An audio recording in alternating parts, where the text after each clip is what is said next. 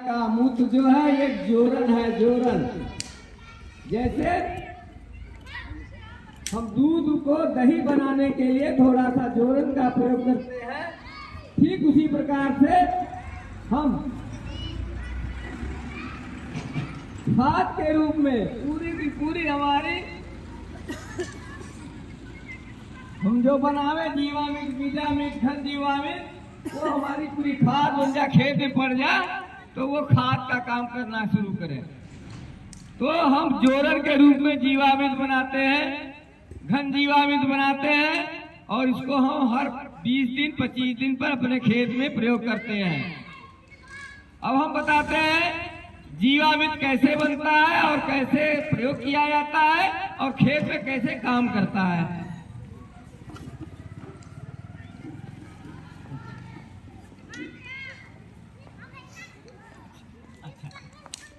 आपके बीच में ऐसे महानुभाव उपस्थित हैं जो आपको प्रैक्टिकल करके भी बताएंगे यहीं पर, और उसको देखिए आप लोग, उस तरह से आपका करिएगा। जीवामृत कैसे बनता है? जीवामृत एक ड्रम है आपके सामने, 200 लीटर का पानी का ड्रम है। इसमें 180 लीटर पानी भर लीजिए, 10 किलो देसी गाय का गोबर ले लीजिए, 10 किलो गोबर ले लीजिए देसी गाय का, 5 लीटर गोमूत्र ले लीजिए देसी गाय का, घोल करके उस पानी में मिला दीजिए।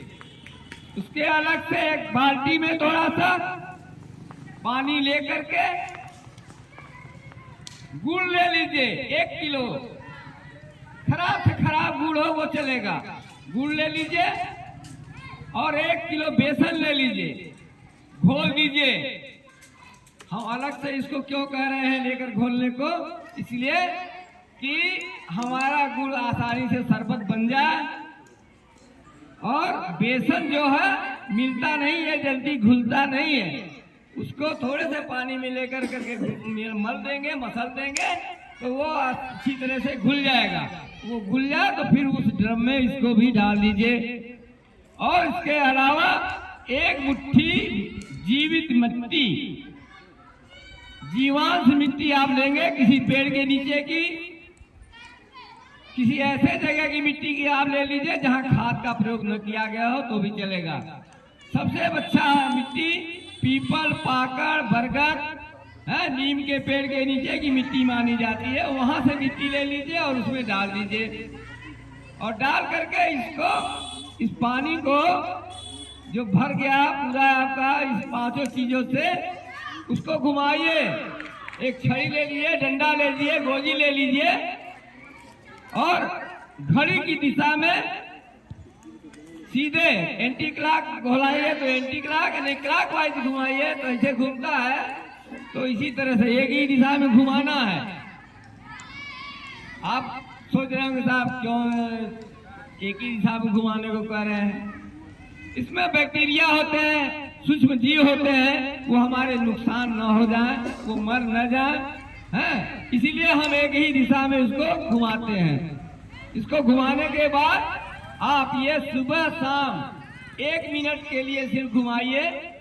जाड़े में 4 से 5 दिन और गर्मी में 2 से 3 दिन में ये आपका जीवामृत बन करके तैयार हो जाता है। इसमें गोबर और गोमूत्र हम देसी गाय का ही क्यों कहा जा रहा है? आपके मन में उत्पन्न हो रहा होगा कि हम देसी गाय को ही क्यों इसमें कह रहे हैं गोबर और मूत्र देने को। तो आपको ये जान करके ये जानकारी होनी चाहिए कि क्यों इसको कहा जा रहा है।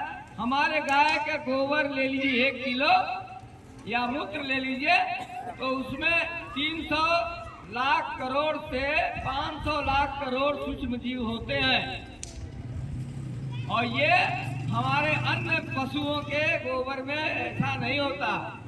होता है तो 30 लाख से 60 लाख मात्र, इतना अंतर। जहाँ लाख करोड़ की बात है वहाँ लाख में सिर्फ है।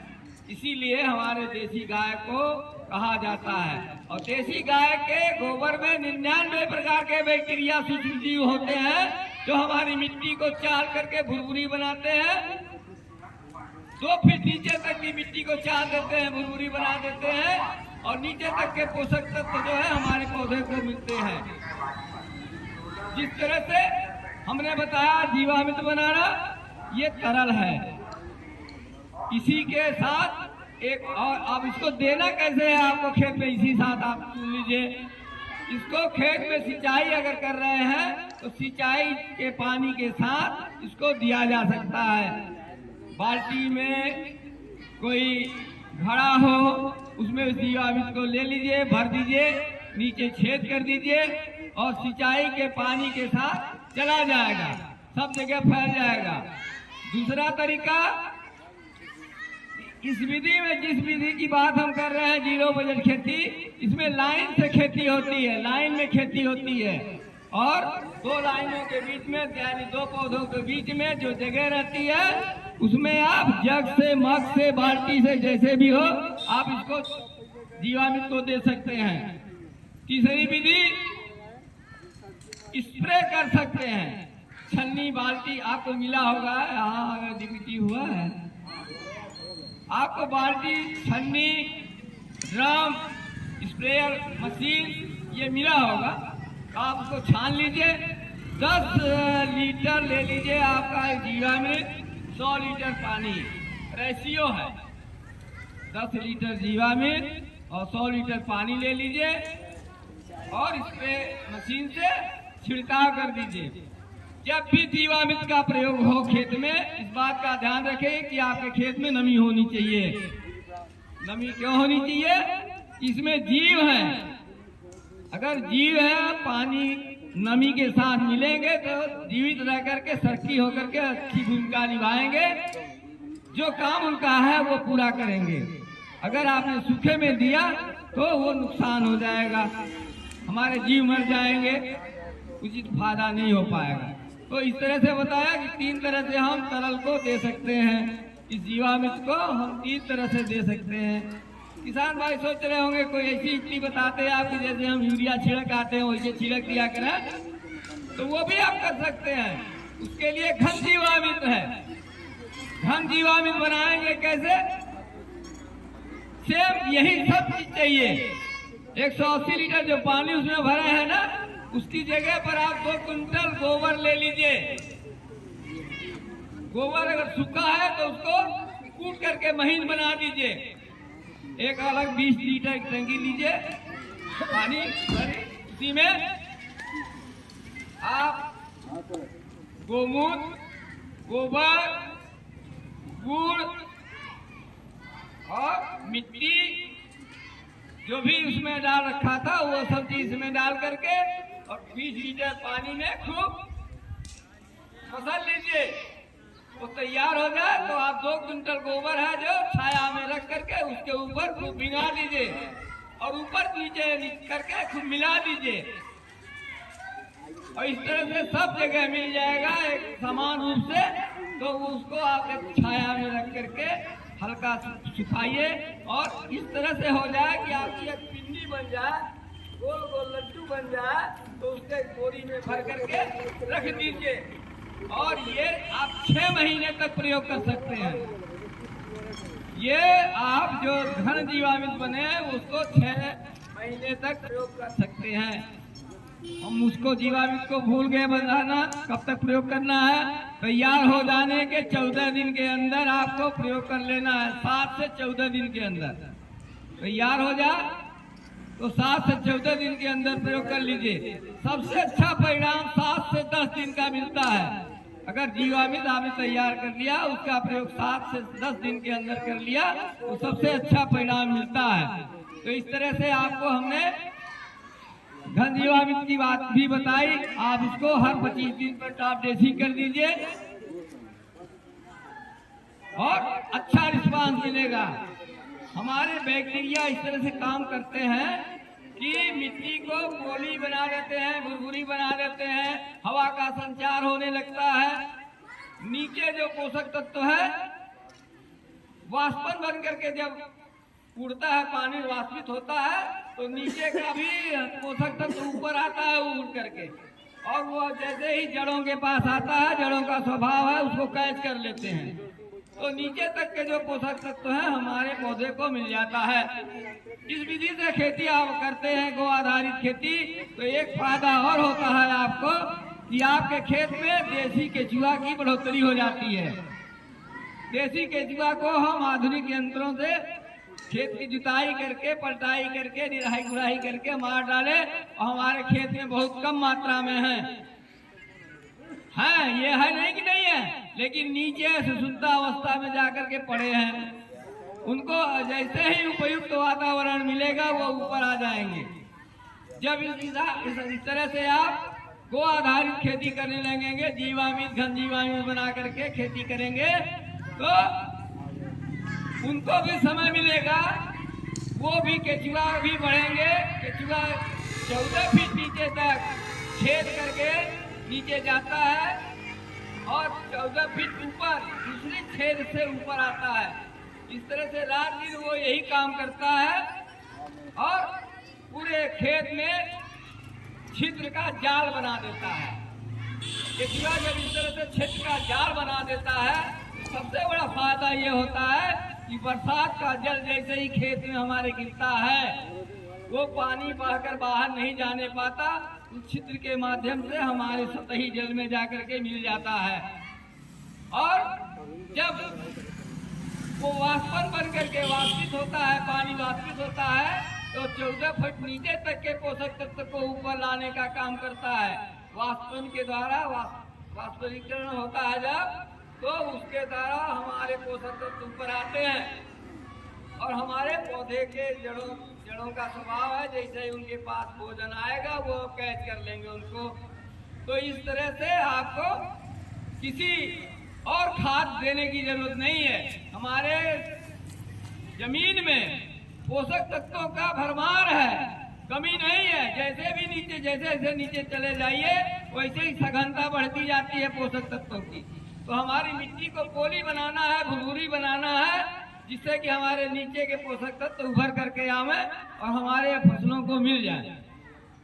तो मैं अब आपको आगे के हमारे लोग बताएंगे और अपनी बात नहीं समाप्त करता हूँ। धन्यवाद। बहुत अच्छा श्री राम जी। अब मैं एक परिचय कराता हूँ। अपने बीच में किनारे अपने श्रीमान राकेश पांडे जी, जो आजमगढ़ से चल करके आए हैं, आप भी सेवा संस्थान में काम करते हैं। ने फिर वेद रत्न जी भाई साहब अभी थे कहीं गए हैं जी जी। और अपने बीच में अपने इस ग्राम के ग्राम प्रधान श्री राजकुमार यादव जी किनारे अभी जो हम सबको वक्तव्य दे रहे थे, बता रहे थे श्री राम जी, आप पूर्व सहायक कृषि अधिकारी आप रहे। और ठीक अपने बगल में श्रीमान राम सेवक जी जो बहराइच से चल करके आए हैं। आप एक प्रयोगधर्मी किसान हैं, अपने आप प्राकृतिक खेती करते हैं और पूरे प्रदेश के अंदर जा करके अपना उदाहरण बताते हैं। आपके अपने बगल में श्रीमान लखन पाल सिंह जी, जो ये इकोया संस्था है, इसके आप प्रभारी हैं। और आज हम सबको जिनको सुनने को मिलेगा, ऐसे हमारे मध्य में संत जैसे स्वरूप श्रीमान श्याम बिहारी गुप्त जी, जो झांसी के रहने वाले हैं और उत्तर प्रदेश सरकार में कृषि समृद्धि नीति आयोग के माननीय सदस्य के रूप में पूरे प्रदेश में हम सबका कृषि के संबंध में आप मार्गदर्शन करते हैं।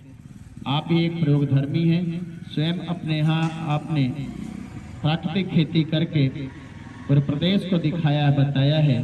ऐसे श्रीमान श्याम बिहारी गुप्त जी को हम लोग सुनेंगे और उसके बाद ऐसा हमने प्रयोग के लिए प्रैक्टिकल होगा, तो पश्चात हम अपने स्थान से जा सकें। श्याम बिहारी।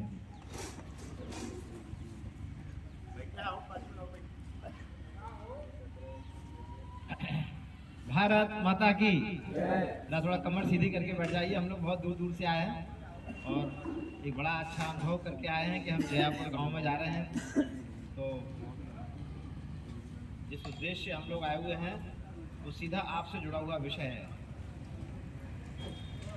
हमारे आज की इस बैठक की अध्यक्षता कर रहे हैं हमारे आदरणीय ग्राम प्रधान श्रीमान राजकुमार यादव जी, आदरणीय श्रीराम जी जो पूर्व सहायक विकास अधिकारी हैं, श्रीमान लखन सिंह जी प्रभारी इकोया संस्था से, हमारे बड़े भाई जो यहीं के रहने वाले हैं, गौ सेवा के लिए समर्पित हैं, आदरणीय अरविंद जी भाई, हमारे साथ में श्रीमान राकेश पांडे जी, वेद रत्न जी और हमारे प्रयोग धर्मी किसान श्रीमान रामशिव गुब्रमा जी जो आप बहराइच से आए हुए हैं। मेरा नाम है श्याम बिहारी, मैं झांसी का रहने वाला हूँ।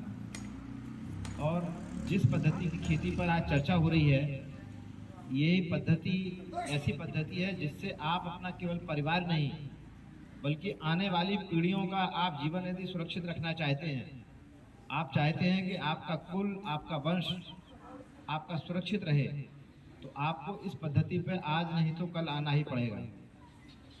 आज हम लोग कुछ चीज़ें ऐसी होती हैं कि जो स्वाभाविक रूप से कोई चीज़ मिल जाती है हम उसकी कीमत नहीं समझते हैं।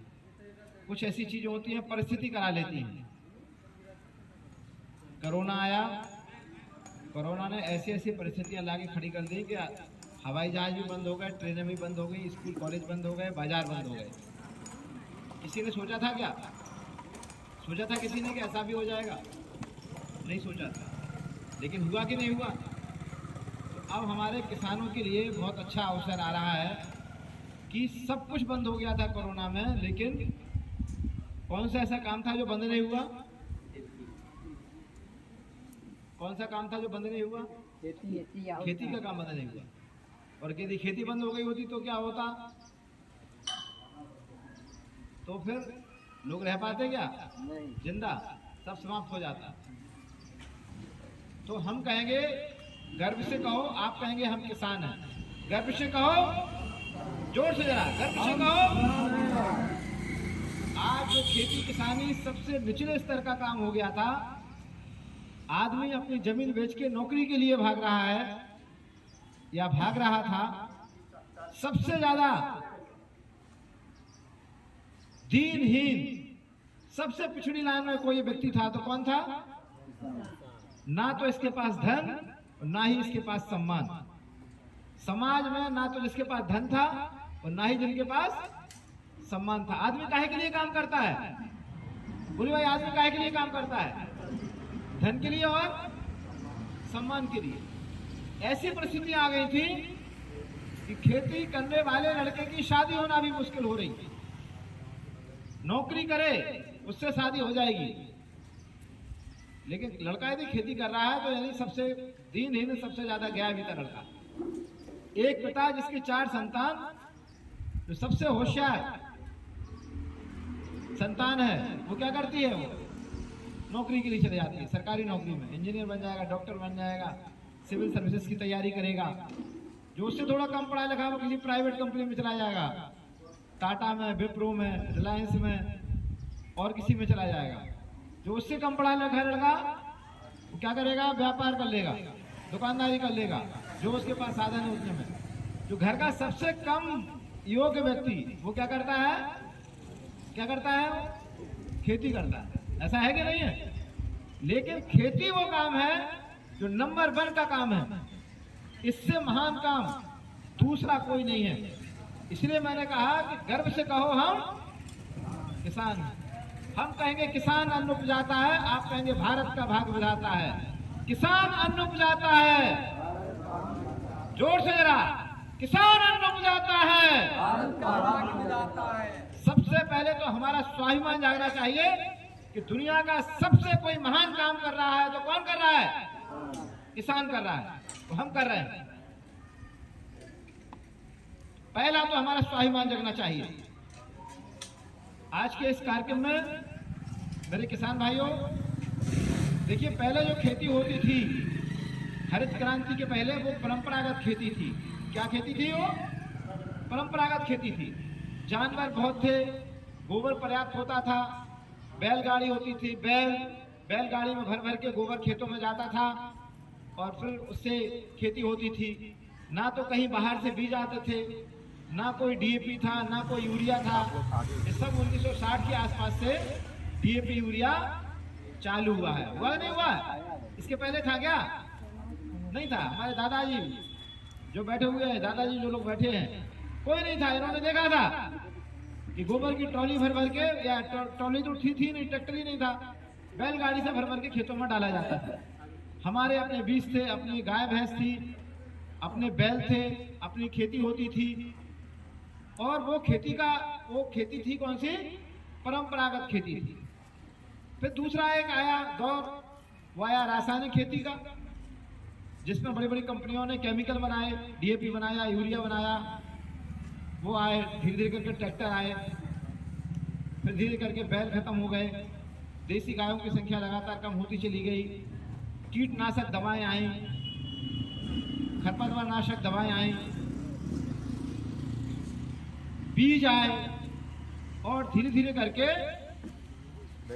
हमारा किसान जो है पूरी तरह से बाजार पर निर्भर होता गया।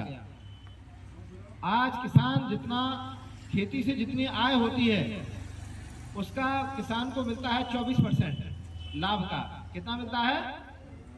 और 76% उसका बाजार में जाता है। आप जब खेती करते हैं तो डीएपी खरीदने कहाँ जाते हो? कहाँ जाते? बाजार में। यूरिया खरीदने, ट्रैक्टर खरीदने, डीजल खरीदने, खरपतवार नाशक खरीदने, कीटनाशक खरीदने, बीज खरीदने।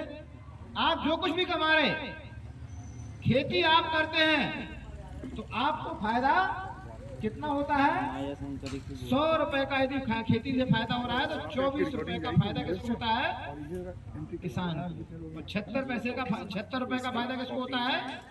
बाजार से। अब बताइए 24 रुपए का धंधा करने में फायदा है 76 रुपए में? तो आदमी खेती कम करता है, खेती नहीं कर रहा है। आप पढ़े लिखे हुए कृषि छात्र, वो खेती के लिए नहीं आ रहे। आप किसी एग्रीकल्चर यूनिवर्सिटी में चले जाइए, वहां पढ़ने वाला छात्र, वहां से खेती करने वाले तैयार हो रहे हैं क्या? नहीं हो रहे। काहे के लिए तैयार हो रहे हैं? नौकरी करने वाले। काहे में करेंगे? मॉन्सेंटो में करेंगे, किसी ट्रैक्टर कंपनी में करेंगे, किसी बीज कंपनी में करेंगे, फर्टिलाइजर कंपनी में नौकरी करेंगे, लेकिन खेती नहीं करेंगे। क्योंकि खेती हो गई है घाटे का सौदा। आप किसी गांव में चले जाइए, यदि किसान के घर में कोई सरकारी नौकरी या किसी धंधे में, व्यापार में ना हो, तो कोई भी व्यक्ति, हर किसान कर्ज में है। सही है या गलत है? तो जो कर्ज का काम है वो कोई क्यों करेगा? तो धीरे धीरे करके खेती एक ऐसा हो गया कि जो केवल वो खेती कर रहा है जिनकी मजबूरी है खेती करना। खेती नहीं करेंगे तो करेंगे क्या? कोई कलकत्ता भाग रहा है, कोई दिल्ली भाग रहा है, कोई मुंबई भाग रहा है, कोई अलग अलग जा रहा है। तो इन सारी परिस्थितियों में केमिकल फार्मिंग के बाद ये जो उसके दुष्परिणाम आए कि लागत बढ़ी, अस्पतालों की संख्या बढ़ी, बीमारियों की संख्या बढ़ी, अस्पतालों की संख्या बढ़ी। मैं सही कह रहा हूं, गलत कह रहा हूं? तो इस सब का के बाद एक फार्मिंग आई जिसका नाम है जैविक खेती। क्या नाम है इसका? वो रासायनिक खेती से भी ज्यादा महंगी निकली। क्या आप रासायनिक खेती की आप बोरी खरीदेंगे तो उससे ज्यादा महंगी पड़ेगी, उससे ज्यादा डालना पड़ता है। बड़ी बड़ी कंपनियां आई, उन्होंने कई कीटनाशक बनाए, उन्होंने कई तरह के खाद बनाए, और वो इतने महंगे हैं कि आदमी की कमर ही टूट जाएगी। तो फिर एक चौथी खेती का आया प्रकार, उसका नाम है गौ आधारित प्राकृतिक खेती। सभी बोलिए गौ आधारित प्राकृतिक खेती। हाँ सब जरा भाई ध्यान से सुनिए, हम लोग बहुत महत्वपूर्ण बात काम के लिए आए आपके पास। सारे लोग अपना अपना किराया खर्च करके आए। हम लोग जो आए हैं अपना समय और अपना धन खर्च करके आए।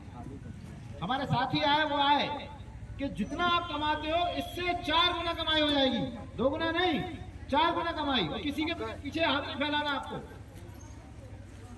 आपके घर के दवाइयों का खर्चा 90% समाप्त हो जाएगा।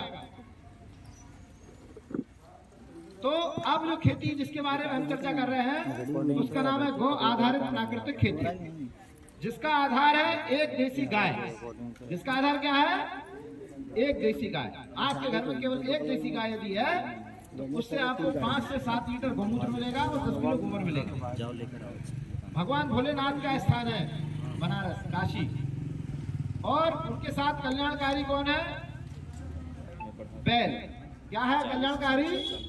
बैल। यदि आप भगवान शिव को मानते हैं तो शिव है कि नहीं है ये तो नहीं मालूम, लेकिन उनका कल्याणकारी बैल जरूर है कि नहीं है? जो हमारे आपके सामने है। आप में कितने लोग हैं जिन्होंने भगवान शिव के दर्शन किए? भगवान शिव के दर्शन किए बताइए। कोई नहीं होगा जो कहे हमने शिव के दर्शन किए। लेकिन शिव का जो वाहन है नंदी, बैल, उसके सबने दर्शन किए होंगे, किए कि नहीं किए?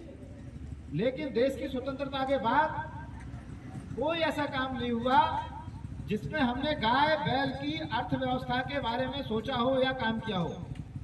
हमने गायों के मूत्र के बारे में, बैलों के मूत्र के बारे में, गोबर के बारे में, दूध की दही के बारे में कोई भी अनुसंधान केंद्र इस देश में नहीं बना, जिसके लिए हमें मालूम ही नहीं है कि गाय क्या है और भैंस क्या है, गाय का दूध क्या है, भैंस का दूध क्या है, गाय का गोबर क्या है, भैंस का गोबर क्या है, गाय का मूत्र क्या है, भैंस का मूत्र क्या है। ना हमें गौमूत्र के बारे में मालूम, ना गोबर के बारे में, ना दूध के बारे में। एक सफेद रंग का पदार्थ जो दूध होता है, वो चाहे भैंस का हो, चाहे जर्सी का हो, चाहे देसी गाय का हो, इससे कोई लेना नहीं। उसके क्या गुणधर्म है ये नहीं मालूम। जैसे 1 किलो धातु है आपके झोले में, 1 किलो धातु है, एक में रखा है लोहा, एक में रखा है चांदी, एक में रखा है सोना। तो इसमें कौन महंगा होगा? कौन महंगा होगा? सोना। यदि आपके पास में 3 बैग है, 3 बैग में आपको कहा जाए भाई जो 3 बैग रखिए, एक में सोना है, एक में चांदी है, एक में लोहा है, तीनों की मात्रा 1-1 किलो है। आपको कौन सा लेना है? तो आप लोग क्या लोगे? सोना लोगे। क्यों? महंगा है, क्योंकि वो ज्यादा उपयोगी है, वो ज्यादा महत्वपूर्ण धातु है। सही है गलत? इसी तरह से यदि 1 लीटर दूध आपका गाय का रखा है, एक भैंस का रखा है, 1 लीटर एक रखा है जर्सी होल्स्टीन फ्रीजियन का, तो इसमें तीनों में के गुणधर्म आपको कुछ अलग अलग है कि नहीं है? तीनों के गुणधर्म अलग है, लेकिन हमें मालूम नहीं है। ये देसी गाय दूध नहीं देती है, देसी गाय अमृत देती है, दूध भैंस देती है। लेकिन भैंस के दूध के गुणधर्म क्या है? भैंस के मूत्र के, गोबर के। तो आज हम आपको जो बता रहे हैं वो देसी गाय क्यों पालना है, उसके मूत्र गोबर की कीमत प्रतिदिन 200 रुपए है। आपके घर में बंधी हुई बूढ़ी गाय, बूढ़ा बैल जो आपको प्रतिदिन 200 रुपए का मूत्र गोबर देता है, उसके गुणधर्म, कोई दुनिया में ऐसी बीमारी नहीं है जिसका इलाज गाय के गौमूत्र में ना हो। गाय 5 से 7 लीटर मूत्र देती है। सुबह 50 ग्राम जो गौमूत्र का 8 परत के कपड़े से छान के सेवन करेगा, वो कैंसर से लेके एड्स तक के समस्त रोगों का उपचार उसके द्वारा है। हम सब जो बैठे हुए हैं, ये सब का एक जीवन है, हम सब जिंदा बैठे हुए हैं, हमारा एक जीवन चक्र है। इसी तरह से जो पेड़ पौधे खड़े हैं, इनमें भी एक जीवन है। ये बताइए, ये पेड़ पौधे जिंदा है कि मरे हुए? बोलिए भाई, क्यों भाई नौजवान बेटे, आप सामने बताइए, ये सामने जो पेड़ पौधे हैं ये जिंदा है कि मरे हुए? हाँ, जिंदा है। सबका एक जीवन है। जैसे मनुष्य का एक जीवन चक्र होता है, गर्भ धारण करने से लेकर मृत्यु तक, इसी तरह से इन पेड़ पौधों का एक लाइफ साइकिल है, जीवन चक्र है। डॉक्टर जगदीश चंद्र बसु ने कहा कि पौधों में जीवन होता है। मालूम है? नाम सुना? किसने सुना डॉक्टर जगदीश चंद्र बसु का नाम? एक महान वैज्ञानिक हुए, आपने सुना है? बहन जी आपने सुना है? उन्होंने कहा पौधों में जीवन होता है। ये सारे पेड़ पौधे, आप एक छोटा सा मक्के का दाना आप धरती में डालते हो, आपका एक पौधा निकलता है 6-7 दिन में अंकुरित होके। एक आपको 6-7 फुट का आपका एक पौधा बन जाता है, उसमें 2 मक्के के भुट्टे निकलते हैं, और एक दाने के बदले में 2 मक्के के भुट्टे में 200 दाने आपको मिल जाते हैं 120 दिन के अंदर। मिल जाते नहीं मिल जाते? तो ये यदि मृत होता तो क्या इतना एक दाना आपको 200 दाने दे सकता था 120 दिन के अंदर? एक मक्के के दाने का ये लाइफ साइकिल है, जीवन चक्र है। आप मिर्च का एक दाना डाल देते हो धरती में, एक दाना डालने से एक पौधा खड़ा होता है, उसमें कितनी मिर्चें निकलती हैं। तो ये जैसे हमारा आपका एक जीवन चक्र है, हम आप सब सजीव हैं, जिंदा हैं। इसी तरह से पेड़ पौधे जिसकी हम खेती करते हैं वो भी सब जिंदा है। इसी तरह से मृदा, ये धरती है, ये धरती ये मृत है कि जिंदा है? जिंदा है। यदि मिट्टी मरी हुई होती तो आपका एक दाने से, आपको एक मक्के का दाना बोने से पौधा क्यों निकलता? पौधा नहीं निकलता ये तो मृत होती तो। तब एक दाना डाला तो आपने एक पौधा खड़ा हो गया। ये सामने नीम का पेड़ लगा है, कभी इस नीम के पेड़ के नीचे केवल एक नीम की निमोड़ी गिरी होगी, तो एक निमोड़ी से एक पौधा खड़ा हुआ, इतना बड़ा पौधा खड़ा हो गया है, तो जीवन में कितने तरह की निमोड़ी, कितनी निमोड़ी दे देता है, कितने फल दे देता है। तो ये धरती भी सजीव है, ये पेड़ पौधे भी सजीव है और हम भी सजीव हैं। यदि हम आपको जिंदा रहना है तो ये पेड़ पौधों का और धरती का स्वस्थ रहना जरूरी है। यदि मृदा बीमार होगी तो हम आप भी बीमार होंगे, और मृदा यदि स्वस्थ होगी तो हम आप भी स्वस्थ होंगे। यदि किसी बच्चे के माता पिता बलवान है, मजबूत हैं, अच्छे हैं, तंदुरुस्त हैं, तो बच्चा भी तंदुरुस्त होगा। यदि किसी के माता पिता यदि कमजोर है तो संतान कैसी पैदा होगी? कमजोर पैदा होगी। तो हमें अब अपनी मृदा को, अपनी धरती को यदि स्वस्थ बनाना है, मजबूत बनाना है, तो हमें अपने गाय बैल की तरफ जाना ही पड़ेगा।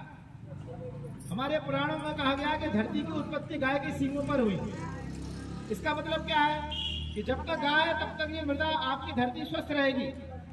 और धरती का भोजन क्या है? जैसे हमारा आपका भोजन है दाल चावल रोटी सब्जी, हम खाते हैं, दूध घी दही खाते हैं, ये हमारा आपका भोजन है। इसी तरह से पौधे का भोजन क्या है? वो पौधे के भोजन के सारे तत्व धरती के अंदर भगवान ने दिए हैं। और मृदा बनने में, धरती बनने में हजारों साल लगे, लाखों साल लगे, तब वो मृदा तैयार हो पाई खेती लायक। कितने तरह के पेड़ पौधे गिरते उनके पत्ते, तब वो मृदा का निर्माण हुआ। तो आज हमें उस मृदा को मजबूत बनाना है, ताकतवर बनाना है, तो उसका नाम है गौ आधारित प्राकृतिक खेती। वो कैसे होती है? उसमें बहुत तरह की चीजें हैं जिसके बारे में हमारे आदरणीय रामशेखर वर्मा जी हमारे बहराइच के आए, वो बताएंगे। इसमें हम इस तरह की चीजें बनाते हैं कि आपको बाजार से कुछ खरीदना नहीं है, आपको बनाना है जीवामृत। बोलिए सभी जीवामृत, सभी बोलिए जीवामृत। यदि आप घर जाएंगे और घर वाले पूछेंगे कि माता जी आप कहाँ गई थी, दादी आप कहाँ गई थी, आपका यदि नाती पूछेगा तो आप क्या बताएंगे कि हम एक मीटिंग में गए थे किसानों की, वहाँ जीवामृत बनाना सिखाया गया। क्या बनाना सिखाया गया? माता जी आप बताइए क्या? जोर से बोलिए। हाँ बिल्कुल आपने सही कहा, इतना जोर से कहिए कि यहाँ के लोग सुन सके। हाँ क्या सीखा? जीवामृत। बोलिए जीवामृत। हाँ ये मिट्टी है, ये निर्जीव नहीं है, इसमें असंख्य कोटि सूक्ष्म जीवाणु है और देसी केचुआ।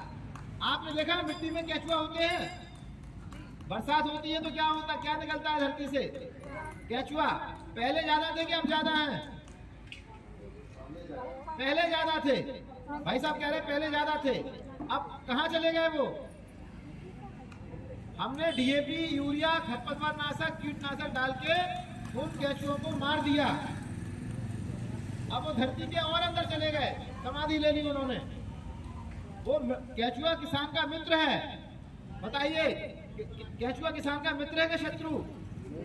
मित्र है। क्या काम करता है केचुआ? केचुआ मिट्टी के अंदर जाता, ऊपर आता, नीचे जाता, ऊपर आता, 12 फुट तक नीचे जाता, ऊपर आता, और मिट्टी को जुताई बखराई फ्री करता है। ना तो मनरेगा की मजदूरी लेता है, ना आपसे दिहाड़ी लेता है। वो नहीं कहता हम दिन भर काम कर रहे हैं, रात भर काम कर रहे हैं, हम 300 रुपये रोज के लेंगे। लेता है क्या? नहीं लेता है। और वो फ्री में आपकी जुताई बखराई करता है मिट्टी में। हाँ, और वो मिट्टी खाता है और वो अपना मल ऊपर निकाल के देता है, जो खाद का काम करता है। पौधे को जिन पोषक तत्वों की आवश्यकता होती है वो केचुआ नीचे से जाके पौधों की जड़ों के पास छोड़ता है। ये खेती करने में मनुष्य का या किसान का रोल केवल 1.5% है। 98.5% खेती कराने का काम ये प्रकृति स्वयं करती है। बताइए बिना सूर्य की रोशनी की खेती हो सकती है क्या? तो सूर्य हमने बनाया क्या? बिना धरती के खेती हो सकती है क्या? हमने मिट्टी का एक दाना बना सकते हैं क्या? हमारी कोई ऐसी हैसियत है कि हम 100 ग्राम मिट्टी बना दें? कोई फैक्ट्री ऐसी है जो गेहूं का एक दाना बना दे?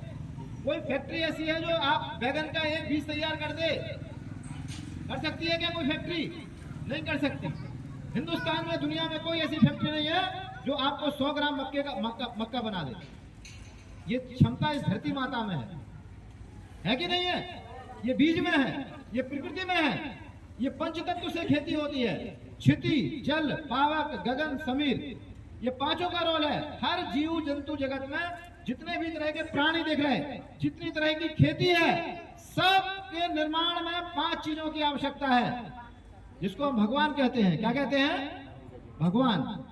भगवान में क्या होता है? भगवान में 5 अक्षर हैं। पहला अक्षर है भा, दूसरा ग, तीसरा वा, चौथा वहां पे आ का डंडा, और 5वां न। ये 5 तत्व हैं, 5 तत्व। भा माने, बोलिए भा माने भूमि, बोलिए भा माने, गा माने गगन, वा माने वायु, वायु माने पेड़ पौधे। ये वायु कहां से मिलती है? पेड़ पौधों से मिलती है। मिलती नहीं मिलती? पेड़ लगाओ, जीवन बचाओ। एक वृक्ष 10 पुत्र समान, 10 पुत्रों के बराबर एक वृक्ष होता है। वा माने वायु, उस पे आ का डंडा लगा। आ माने अग्नि माने सूर्य, और ना माने नीर। ये 5 तत्व है जिसको हम भगवान कहते हैं। ये देखा किसी ने? नहीं देखा। देखा सभी ने? सभी जानते हैं ये भगवान है। इसके बिना कोई जिंदा नहीं रह सकता। भूमि के बिना कोई है जो जिंदा रह सकता है? नहीं रह सकता। ना भूमि के बिना, ना आकाश के बिना, ना पानी के बिना, ना सूर्य के बिना, इन सब के बिना कोई जिंदा नहीं रह सकता। इसलिए ये 5 तत्व जो है, इसी से सभी की निर्मित हुई है। ये जो खेती हमको मिली है, ये हमारे माता पिता ने हमें खेती दी है। किसने दी है? दी है कि नहीं दी? हमारे माता पिता ने ये खेती किसको दी? ये खेती हमारी नहीं है, ये खेती हमारे बच्चों की है। बोलिए, ये खेती जो आप कर रहे हैं, ये आपकी है कि आपके बच्चों की? ये बच्चों की है। हमारे माता पिता ने, हमारे पूर्वजों ने हमें सौंपी है कि तुमको जैसे हम मिट्टी सौंप के जा रहे, इससे ज्यादा अच्छी मिट्टी आप अपने बच्चों को, बाल बच्चों को, नाती पोतों को सौंप के जाना। ये सही है या गलत? अब हमको जैसी मिट्टी सौंपी गई थी, हमने उसको बना दिया जहरीला। क्या बना दिया? जहरीला। हम जहरीला इसलिए कह रहे कि आप जिस कीटनाशक दवा को खेतों में डालते हैं, जिस दवा को आप सब्जियों पे छिड़क रहे हैं, भिंडी पे, तरोई पे, लौकी पे, बताइए कौन है जो 10 ग्राम पी सकता है? बोलिए, अब ये बोतल मंगाई जाए, कौन पी लेगा? नहीं पिएगा। क्यों? पिएंगे तो क्या हो जाएगा? मर जाएगा। राम नाम। ये माता जी सही कह रही, झूठ बोल रही? तो जब हम वो उस दवाई को पीने से मर जाएंगे, और हम जान रहे हैं कि इसको पीने से मर जाएंगे, तो वो छिड़क के हम अपने वो सब्जी बच्चों को खिला रहे कि नहीं खिला रहे? खिला रहे। तो हम बच्चों के साथ हम अमृत खिला रहे कि जहर खिला रहे? सही है कि झूठ है? अपने बच्चों को जहर खिलाने का काम कौन कर रहा है? कौन कर रहा है? हम स्वयं कर रहे हैं। यदि हमें अपने बच्चों को अमृत खिलाना है, तो कौन खिला सकता है आपको अमृत? कोई मां नहीं चाहती है कि अपने बच्चों को जहर खिलाएं। कोई चाहती है मां? नहीं चाहती है। हमको आपको एक गिलास में डीएपी अभी घोल के पिला दिया जाए, कौन पिएगा? एक गिलास पानी में हम आपको यूरिया घोल के पिला दे, कौन पिएगा? खरपतवार नाशक घोल के पिला दिया जाए, कीटनाशक, कोई नहीं पिएगा। क्योंकि मालूम है पिएंगे तो क्या हो जाएगा? राम नाम सत्य है। तो इसका विकल्प क्या है? इसका विकल्प है भगवान भोलेनाथ का बैल। ये बैल और ये गाय, उससे प्राप्त होने वाला गौमूत्र और गोबर। हम कहेंगे गौमूत्र, आप कहेंगे बहने नहीं देंगे। गौमूत्र, जोर से बोलिए, गौमूत्र बहने नहीं देंगे, बहने नहीं देना है। हम कहेंगे गोबर, आप कहेंगे जलने नहीं देंगे। गोबर। अब हमें गौमूत्र और गोबर को सही ढंग से इसकी कीमत समझना है, और अपने खेत में पहुंचा के अपनी पैदावार जितनी हो रही रासायनिक खेती से, इससे भी ज्यादा बढ़ाना है। हम आपको वो उपाय बताएंगे, वो तकनीक बताएंगे जिसमें रासायनिक खेती से जितना पैदावार हो रही, उससे ज्यादा पैदावार आपकी होगी, कम नहीं होगी। जैविक खेती में कम हो जाता है। आपने यदि रासायनिक खेती को छोड़ के जैविक खेती को अपनाया, तो आपका पैदावार कम हो जाएगी। लेकिन हम जिस विधि को बता रहे हैं, इसका नाम है गो आधारित सह फसली। क्या नाम है? बोलिए, गो आधारित सह फसली प्राकृतिक खेती। सह फसल का मतलब केवल गेहूं धान पैदा नहीं करना है। भगवान ने खेती बनाई है 5 मंजिला। क्या मंजिला? 5 मंजिला। भगवान ने खेती क्या मंजिला बनाई? 5 मंजिला। जैसे कि मकान बना है, ये 2 मंजिला मकान बना है। कितने मंजिल दिख रहा, नहीं दिख रहा? तो भगवान ने खेती बनाई 5 मंजिला। पहली मंजिल का बनाई धरती के नीचे। भगवान ने कुछ ऐसी चीजें बनाई जो धरती के नीचे जिसका फल होता है। आपकी हल्दी कहाँ होती है? धरती के नीचे। अदरक कहाँ होता है? धरती के। गाजर कहाँ होती? मूली कहाँ होती? प्याज कहाँ होती? इसका नाम है कंद वर्गीय। क्या नाम है? कंद, मतलब धरती के अंदर जो होती है वो कंद वर्गीय। एक तरीका है, वो चीजें कंद वर्गीय होती है। एक थोड़ा सा ऊपर आइए धरती के ऊपर, तो एक शाक भाजी, मेथी है, पालक है, धनिया है, धरती से बहुत थोड़ी ऊंचाई पर रहती है, तो धरती पर रहती है। ये 2 वैरायटी हो गई। तीसरी वैरायटी हो गई है, तीसरी मंजिला हो गई है, वो बोलिए फल वर्गीय। बोलिए फल वर्गीय। हाँ, फल में गेहूं है, सरसों है, चना है, मटर है, मसूर है, इनमें फल निकलता है। आपका मिर्च है, टमाटर है, बैगन है, इनमें फल निकलता है, फल वर्गीय। 3 मंजिल हो गई। चौथा मंजिल भगवान ने बनाई है लता वर्गीय। क्या बनाई है? लता वर्गीय, जो बेलें चढ़ जाती हैं। आपकी लौकी है, तरोई है, करेला है, परवल है, कुंदरू है, ये बेल चढ़ जाती है, लता वर्गीय है। और 5 मंजिली है, 5वां मंजिल है वृक्ष वर्गीय। बड़े पेड़, आम है, अमरूद है, अनार है, पपीता है, सहजन है। तो ये सारी चीजें 5 तरह की 5 मंजिला खेती अपन को करनी है। और उसमें केवल गौमूत्र गोबर का डालना है। और उसमें क्या करना है कि केवल गेहूं नहीं करना है। गेहूं के साथ में चना डालिए, उसके साथ मसूर डालिए, उसके साथ अलसी डालिए, उसके साथ सरसों डालिए, धनिया डालिए, मेथी डालिए। केवल गेहूं पैदा नहीं करना है, जो अभी देख रहे हैं कि केवल गेहूं पैदा हो रहा है। वो कैसे पैदा होता है, वो अभी हमारे आदरणीय रामशंकर वर्मा जी बताएंगे कि गेहूं के साथ में आप मसूर कैसे पैदा करेंगे, गेहूं के साथ में चना कैसे लगाएंगे। आज से 50-40 साल पहले हम जब छोटे थे, तो हमारे खेत में स्वयं हमारे पिताजी जो खेती करते थे, केवल गेहूं मैंने कभी नहीं देखा। गेहूं के साथ में चना भी था, अलसी भी थी, सरसों भी थी। और गेहूं था, चना, सरसों, अलसी, इन 4 चीजों को मैंने अपने बचपन में खेतों में देखा। मैं दादाजी सही कह रहा हूँ, गलत कह रहा हूँ? सही है। इसका मतलब हमारे पूर्वज आज से ज्यादा समझदार थे, क्योंकि चना की जो जड़ें हैं वो नाइट्रोजन देने का काम करती, और गेहूं को नाइट्रोजन की आवश्यकता है। तो 100 फसली खेती करना है, जिसमें एक फसल दूसरे फसल को पूरकता के आधार पर उसको पोषण दे सके। तो इन सारी चीजों को लेते हुए हमें अपने जो गौमूत्र गोबर का जो जीवामृत बनाना भी सिखाया जाएगा। ये 3 दिन में बन जाता है, जो अभी आदरणीय हमारे भाई साहब अभी श्री राम जी नाम था जो बता रहे थे थोड़ी देर पहले, श्री राम जी बता रहे थे, अभी हमारे भाई साहब इसको बताएंगे। तो गौमूत्र और गोबर बहुत ही बहुमूल्य है। और अपना हम कहेंगे अपना खाद, आप हम कहेंगे अपना खाद, आप दोहराएंगे अपना खाद। बोलिए अपना खाद, जोर से बोलिए अपना खाद, अपना कीट नियंत्रक, अपना बीज, अपनी प्रोसेसिंग। जो आप पैदा करोगे बाजार में आप नहीं बेचना है, मंडी में नहीं बेचना है। आप जो पैदा करेंगे उसकी प्रोसेसिंग पैकेजिंग करके आपको एक बड़ा बाजार मिलेगा। हम लोग इसकी तैयारी कर रहे हैं कि आप ही लोगों में से आप किसान खेती करेगा, उसकी महिलाएं उसको आटा, दालें, चावल, तेल, मसाले तैयार करके पैकिंग करेंगी। और गांव के जो हमारा युवक है, नौजवान, ये यहाँ से बनारस से लेकर दिल्ली तक इसको बेचने का काम करेंगे।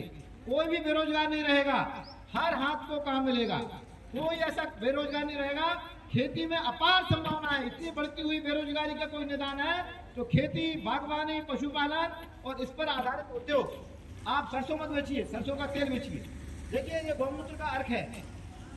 मैं सुबह उठ के पीता हूँ, मैं 1 लीटर सुबह पानी पीता हूँ और गौमूत्र का 15 ml पीता हूँ। ये गौमूत्र का अर्क है, भाप है ये।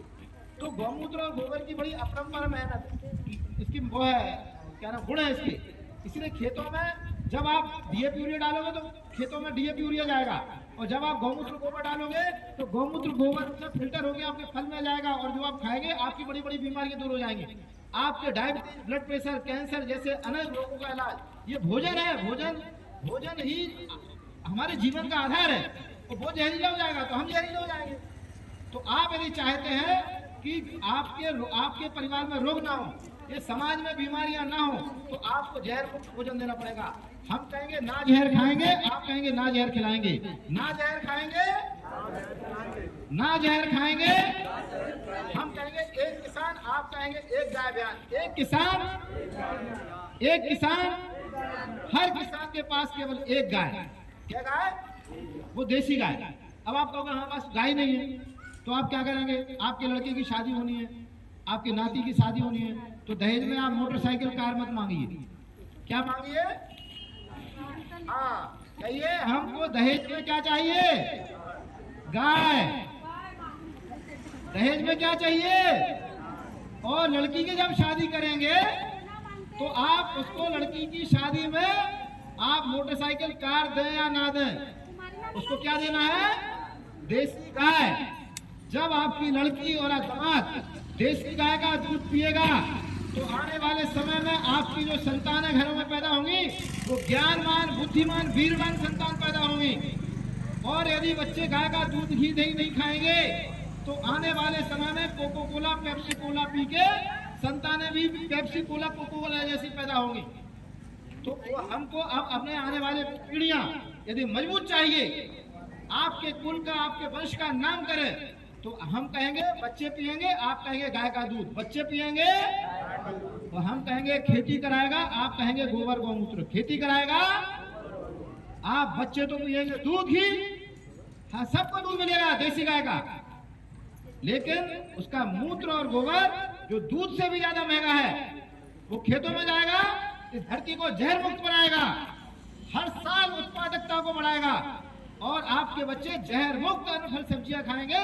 और आपका पैदा हुआ खाद्यान्न ये केवल बनारस और दिल्ली में नहीं, दुनिया के देशों में ऐसे खाद्यान्न की मांग है जो जहर मुक्त है। हमारे बहुत सारे खाद्यान्न दुनिया में जाते थे, उनको कैंसिल हो गए, सौदे बंद कर दिए, उन्होंने कहा हमें नहीं चाहिए जहरीला। तो यदि आप अपने खाद्यान्न को, हम अपने खाद्यान्न को दुनिया के देशों में बेचना चाहते हैं तो हमें जहर मुक्त गुणवत्ता युक्त खाद्यान्न चाहिए। हम भी खाएंगे गुणवत्ता युक्त खाद्यान्न और अपने देश और विदेश में बेच के हम उससे पैसा कमाएंगे, जिससे हमारे पास धन भी होगा और सम्मान भी होगा। मैं अपनी बात कहते हुए समाप्त करता हूँ। भारत माता की। हम कहेंगे गर्व से कहो, आप कहेंगे मुट्ठी बांध के हम किसान हैं। गर्व से कहो, जोर से, गर्व से कहो, गर्व से कहो। हम कहेंगे किसान अन्न उपजाता है, आप कहेंगे भारत का भाग्य बजाता है। किसान अन्न उपजाता है, किसान अन्न उपजाता है। हम कहेंगे कौन हमारे सुखदाता, आप कहेंगे धरती, पानी, गौ माता। कौन हमारे सुखदाता, कौन हमारे सुखदाता? यदि हमारे पास खेत है, खेत माने धरती है, हमारे पास पानी है और गाय है, तो हम सुखी और समृद्ध और आत्मनिर्भर और स्वावलंबी बनेंगे। मैं अपनी बात को कहते हुए विराम देता हूँ। धन्यवाद।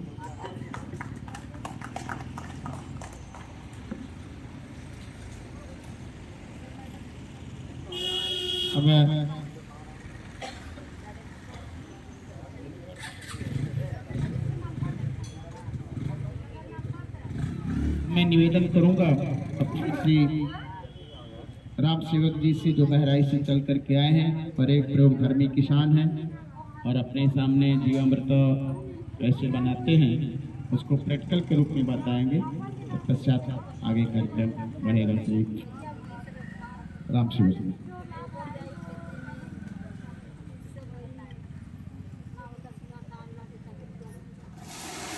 आज बहराइच से चलकर चौथे दिन आपके गांव का नाम जब सुबह मालूम हुआ कि जयापुर गांव को जाना है तो मन को बहुत प्रसन्नता हुई, किंतु यहां आकर के संख्या की दृष्टि से कुछ दुख हो रहा है। और ये भी मैं कहना चाहता हूं कि आपके देश के प्रधानमंत्री जिद्दी भी बहुत है। ये हमारा देश डाई यूरिया पेस्टिसाइड ग्रसित क्यों हो गया था? क्योंकि कोई प्रधानमंत्री थे पहले, उन्होंने देश को घाटे में ले जाने के लिए बहुराष्ट्रीय कंपनियों से समझौता करके और इस देश की धरती को बर्बाद करने के लिए, मैं किसी सरकार के प्रति नहीं बोलता हूं, लेकिन केवल और केवल बहुराष्ट्रीय कंपनियों को फायदा हो, क्योंकि ये विकल्प पहले भी था। लेकिन इस विकल्प को सोचने वाला कोई नहीं था। और जिसके हाथ में बागडोर थी वो विदेश के थे, विदेशों से समझौता करते थे। इत्तेफाक से वर्तमान समय में भारतवर्ष के कई प्रदेशों में कई हेक्टेयर खेतों में बिना डाई यूरिया पेस्टिसाइड की खेती हो रही है। सिद्ध हो गया है, यहाँ तक वैज्ञानिक वहां गए हैं, फिर गाय के मूत्र को टेस्ट किया गया है कि इसमें कौन सी गुणवत्ता है, गोबर में क्या गुणवत्ता है। डॉक्टरों ने भी मोहर लगा दी है, ये गुणवत्ता है कि पौधे को उपज बढ़ाएंगे। अब हमारे संगठन द्वारा गाय के मूत्र, गोबर, गुड़ बेसन और आपके आसपास बहुत ऐसी वनस्पतियां हैं जिसको हमारी गाय भी नहीं चरती है, उस वनस्पति में कीट नियंत्रक बनाने की बहुत बड़ी क्षमता है, सब सिद्ध हो गया है। और आप जानते हैं वो वनस्पति जो हमारे गाय भी नहीं चरती है, बकरी भी नहीं चरती, वो वनस्पति आपके खेत में नहीं है। जो खाली स्थान पड़े हुए हैं, सड़क के किनारे पड़े हुए हैं, बागों में पड़े हुए हैं, ऐसे बहुत सारी वनस्पतियां हैं। जैसे एक कोई वनस्पति आप बताएंगे चाचा जी, गाय नहीं खाती है, वो कौन सी वनस्पति है? धतूरा। ऐसे आप भी एक बताएंगे। ऐसे ऐसे बहुत सारी वनस्पतियां हैं, उससे कीट नियंत्रक आपके यहाँ तैयार होगा।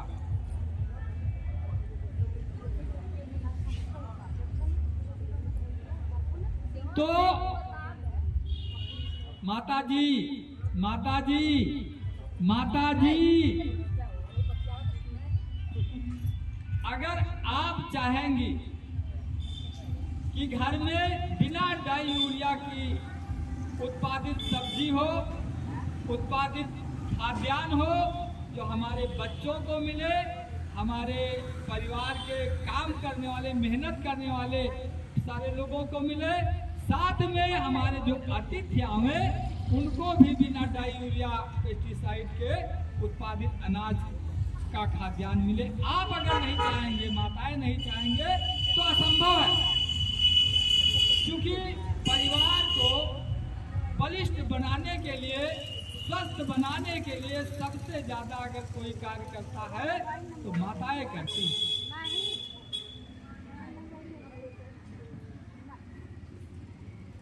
और यहाँ बहराइच से कोई पैसा लेकर के नहीं आए हैं आप, केवल ये सुना गया कि वहाँ प्रधानमंत्री जी ने उस पूरे जिले को रसायन मुक्त, हमारे बनारस जिले में कोई भी रसायन ना आवे, आज से कुछ साल के बाद, कुछ महीनों के बाद ये प्रण ठान लिया प्रधानमंत्री जी ने। तो जितने लोग इस प्रकार की खेती करते थे उनको यहाँ लेकर के धीरे धीरे प्रशिक्षण चल रहा होगा भी। अभी भाई साहब बोल रहे थे, है भी कुछ काम हो रहा है, किंतु ज्यादा समय भी नहीं है और वो ज्यादा, भाई साहब ने बहुत कुछ बता दिया है।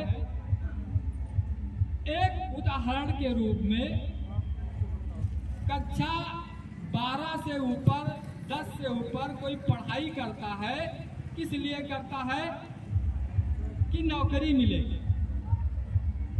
नौकरी क्या करेंगे? नौकरी से पैसा मिलेगा। पैसा क्या होगा? पैसे से घर की व्यवस्था चलेगी। केवल और केवल ये ध्येय होता है कि पैसा मिलेगा।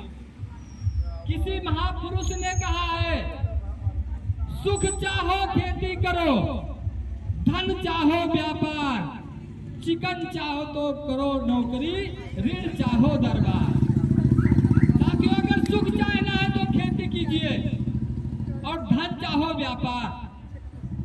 अभी हमारे श्याम जी गुप्ता जो आपके सामने बोल रहे थे, इन्होंने सिद्ध कर दिया, सुख चाहो खेती करो और धन चाहो व्यापार। अब ये दोनों कैसे मिल जाए? धन कोई चाहे, ऐसा है नहीं कि सुख मिले धन ना मिले, धन भी चाहेंगे। तो ये सिद्ध हो गया कि खेती और धन दोनों कैसे मिले? तो गौ आधारित कृषि और कृषि आधारित उद्योग, ये कृषि आधारित उद्योग, इसमें डाई यूरिया पेस्टिसाइड नहीं पड़ी है, इसलिए ये गुड़ जो है,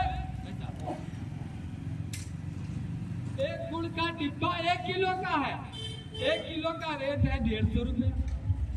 और अगर डाई यूरिया पेस्टिसाइड पड़ता होता, मान लीजिए डिब्बे का दाम 5 रुपये रख लीजिए। मांग है इसकी, आर्डर है, बहुत लोग हमें 5 कुंटल चाहिए, 7 कुंटल चाहिए, 8 कुंटल चाहिए, ऐसा सब हो रहा। आपके देश में बहुत लोग काम प्रदेश में कार्य कर रहे हैं। ये भाई साहब अभी जो बैठे थे उनके यहाँ का बना है। तो गाय आधारित जब उनकी खेती हो गई तो उस कृषि आधारित ये उद्योग बन गया। आज महानगरों में, नगरों में, विदेशों में इतना पैसा हो गया है कि पैसे वालों को ये जहर युक्त खाद्यान्न काट खा रहा है, लेकिन कहाँ मिले? बिना डाई यूरिया का भोजन कहाँ मिले? अब धीरे धीरे करके सुभाष पालेकर की कृषि द्वारा विभिन्न प्रकार के मॉडल, विभिन्न प्रकार के किसान ऐसी खेती करने लगे हैं जिससे कि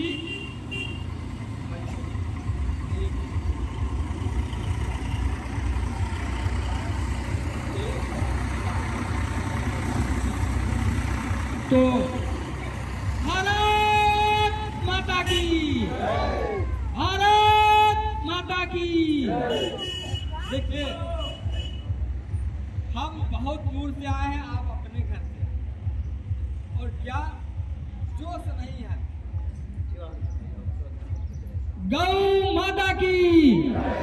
तो ये जो धरती में प्राकृतिक खेती होने के लिए सिस्टम में सबसे उपयुक्त चीज जीव का अमृत। जीव का अमृत बनाने के लिए 5 भाई यहाँ पर सामने आ जाएं। 5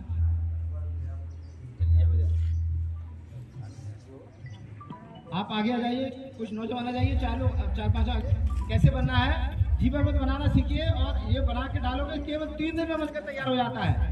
अभी इस मौसम में 3 दिन लगेंगे, 3 दिन में 72 घंटे में बन के तैयार हो जाएगा। उसको फिर सिंचाई के साथ खेत में बहाइए। बहुत आसान तरीका है। 10 किलो गोबर चाहिए, 5 लीटर गौमूत्र चाहिए, 1 किलो गुड़, 1 किलो बेसन, मुट्ठी भर धान की मिट्टी, 200 लीटर पानी। सब कुछ आपका है। गोबर आपके पास में है, गौमूत्र आपके पास में है, गुड़ है, बेसन है, पानी है, और 3 दिन में बन जाता है। खेत पे रखिए ड्रम, और उस खेत पे ड्रम रखिए, घोलिए, और 3 दिन बाद आप घोल के उसको डालिए। तो आप देखेंगे कि 6 महीने में आपके अंदर हजारों की संख्या में देसी केंचुआ आपके खेत में आ जाएगा। और आप देखेंगे कि आपका जो अन्न फल सब्जियां पैदा होंगी, वो बाजार में यदि आपका गेहूं बिक रहा है 2000, तो ये बिकेगा 2500, 3000, 4000 रुपए। तो आप यदि अपना खाद्यान्न महंगा बेचना चाहते हैं तो केवल यही उपाय है कि आप जीवामृत बनाओ, गाय रखो, मूत्र गोबर का बनाओ, खेत में डालो, और आप जिस रेट में बेच रहे हैं इस रेट से ज़्यादा बेचो। इसी तरह से अपना जीवामृत, जैसे सूखा घन जीवामृत, अभी इसी तरह से जो चीज़ें और बनती है ये अभी आपको बताएंगे।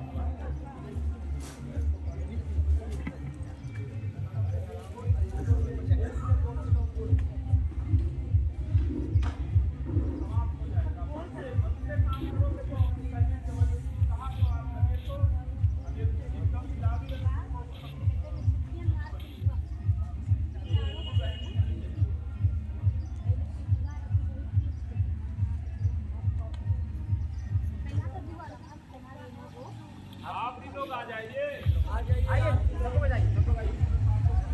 आइए सब लोग आगे देखिए जीवामृत कैसे बनता है। आइए माता जी।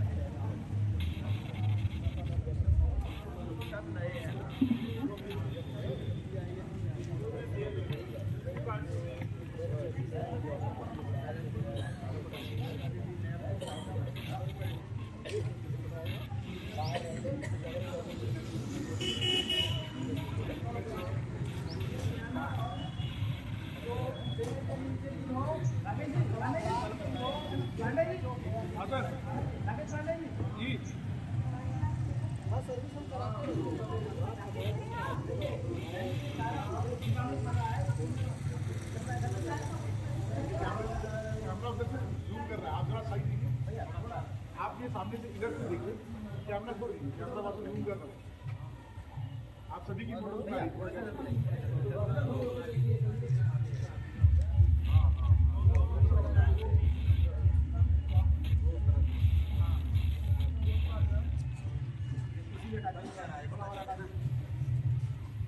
जीवामृत बन रहा है और जीवामृत घंटों में 72 घंटे के अंदर बन जाता है। ये जाड़े के मौसम में 3 से 4 दिन लगते हैं। तो ये जो बन रहा है जीवामृत प्लास्टिक का ड्रम चाहिए।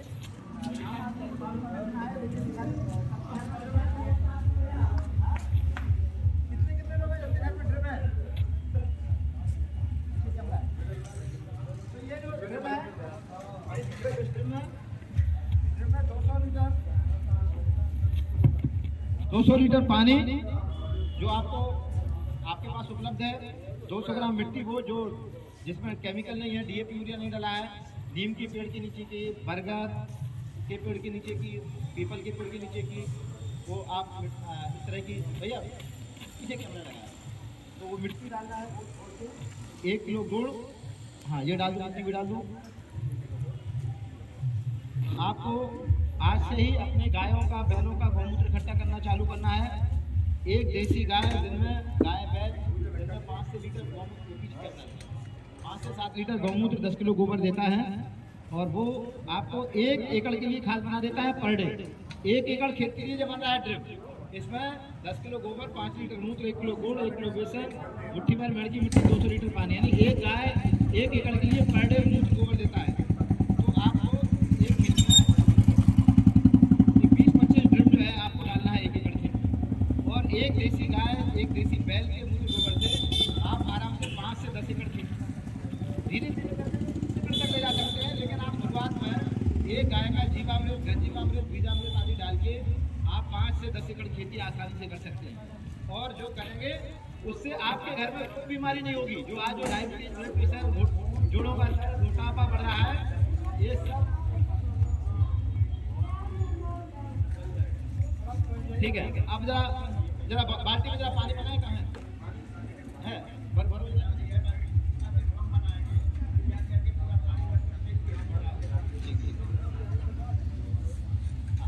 दादाजी कैमरा लगा था। अच्छा, रामलाल जी प्रणाम।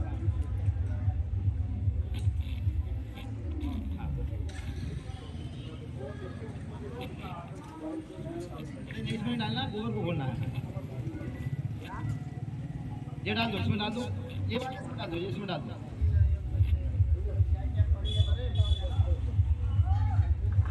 अब ये फिर डालो, इसमें डालो और पानी निकालो, और निकालो पानी, ये हाथ धोने का काम हो जाएगा। और ठीक है, चलो रखो। अब वो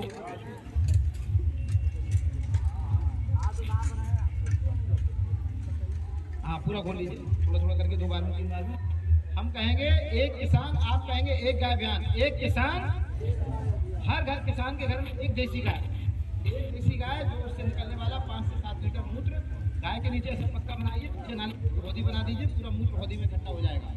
इसको पक्का कैटल सेट भी एक मनरेगा की योजना में भी है। यदि आप अपने खर्चे से बनाएंगे तो बहुत अच्छा है।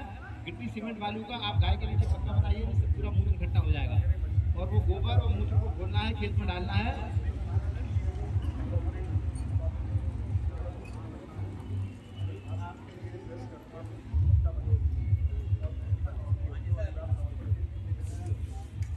चलिए वो डाल दीजिए इसमें, फिर वो उसका से दे दो।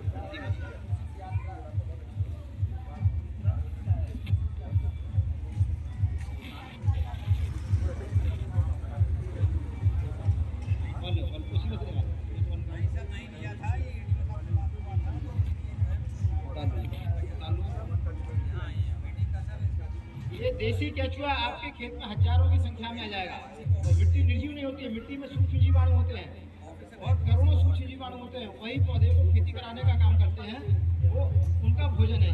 जब आपको मिट्टी में पाए जाने वाले सूक्ष्म जीवों का भोजन आपको मिलेगा, आपके जो मिट्टी में पाए जाने वाले सूक्ष्म जीव पौधे को जिन पोषक तत्वों की आवश्यकता होती है, वो सारे पोषक तत्व पौधे को देने का काम करते हैं। सही हो जाएगी, भुरभुरी हो जाएगी और वो जो केचुआ आपको बार बार नीचे ऊपर जाएंगे, आपका ऊपर का पानी धरती के नीचे चला जाएगा, कभी वाटर लेवल की समस्या नहीं आएगी आपके यहाँ। चलो अब वो पानी को छोड़ा भी आप दो में आ जाए भैया, आधा बजे हाथ धो जाएंगे।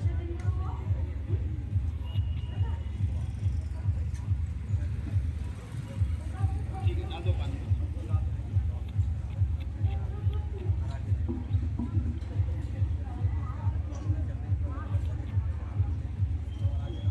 देखिए अब आपका आप इधर देखिए कैमरा है दादाजी, उधर कैमरा। ये आपका जीवामृत बन गया। क्या बन गया? इसको पूरा भरना है, ड्रम को बिल्कुल पूरा भर देना है और इसको जो है 2 मिनट सुबह 2 मिनट शाम को घड़ी की दिशा में घुमाना है, घड़ी की दिशा में।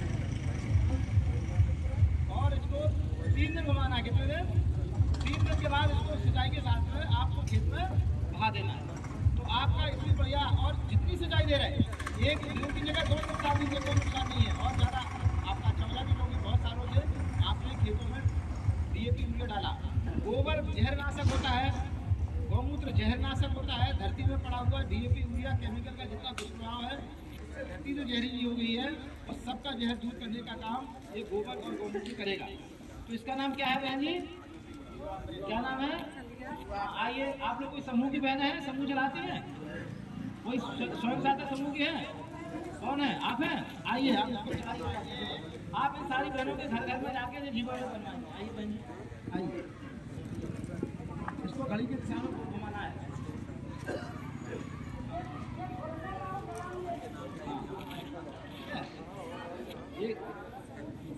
हाँ, इसमें बहन जी गोबर कितना है? कितना? 10 किलो गोबर। 10 किलो गोबर कितना माता जी? और गौमूत्र कितना है? 5 लीटर। गौमूत्र कितना? और गुड़ कितना? और बेसन कितना? और मिट्टी कितनी? 200 ग्राम। कहाँ की? बरगद के, पीपल के पेड़ या किसी भी पेड़ के नीचे की, या पेड़ की जिसमें DAP यूरिया नहीं डला है। और पानी कितना? 200 लीटर। कितना पानी? 200 लीटर। कितने दिन में बन जाता है? 3 दिन में। जाड़े का 3 दिन में बन जाएगा, गर्मी को 2 दिन में बन जाएगा। 3 से 4 दिन में बन जाएगा। और इसको 1 एकड़ खेत के लिए, कितने के लिए?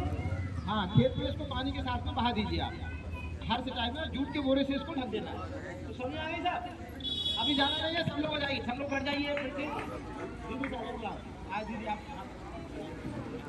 चलाइए हमारे। हाँ, इसका एक वीडियो बना लीजिए थोड़ा सा। आप एक मिनट देखा इधर आइए, इधर आइए सब लोग। अभी बन गया है।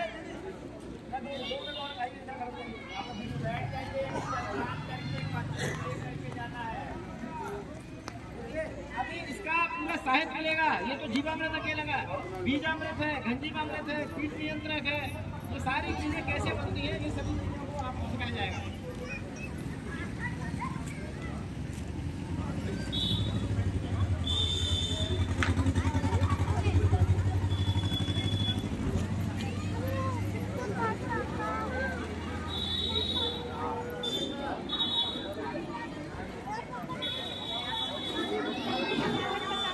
हेलो, आप लोगों से निवेदन है कि आप लोग अपनी कुर्सी पे बैठ जाएं। आप लोगों से निवेदन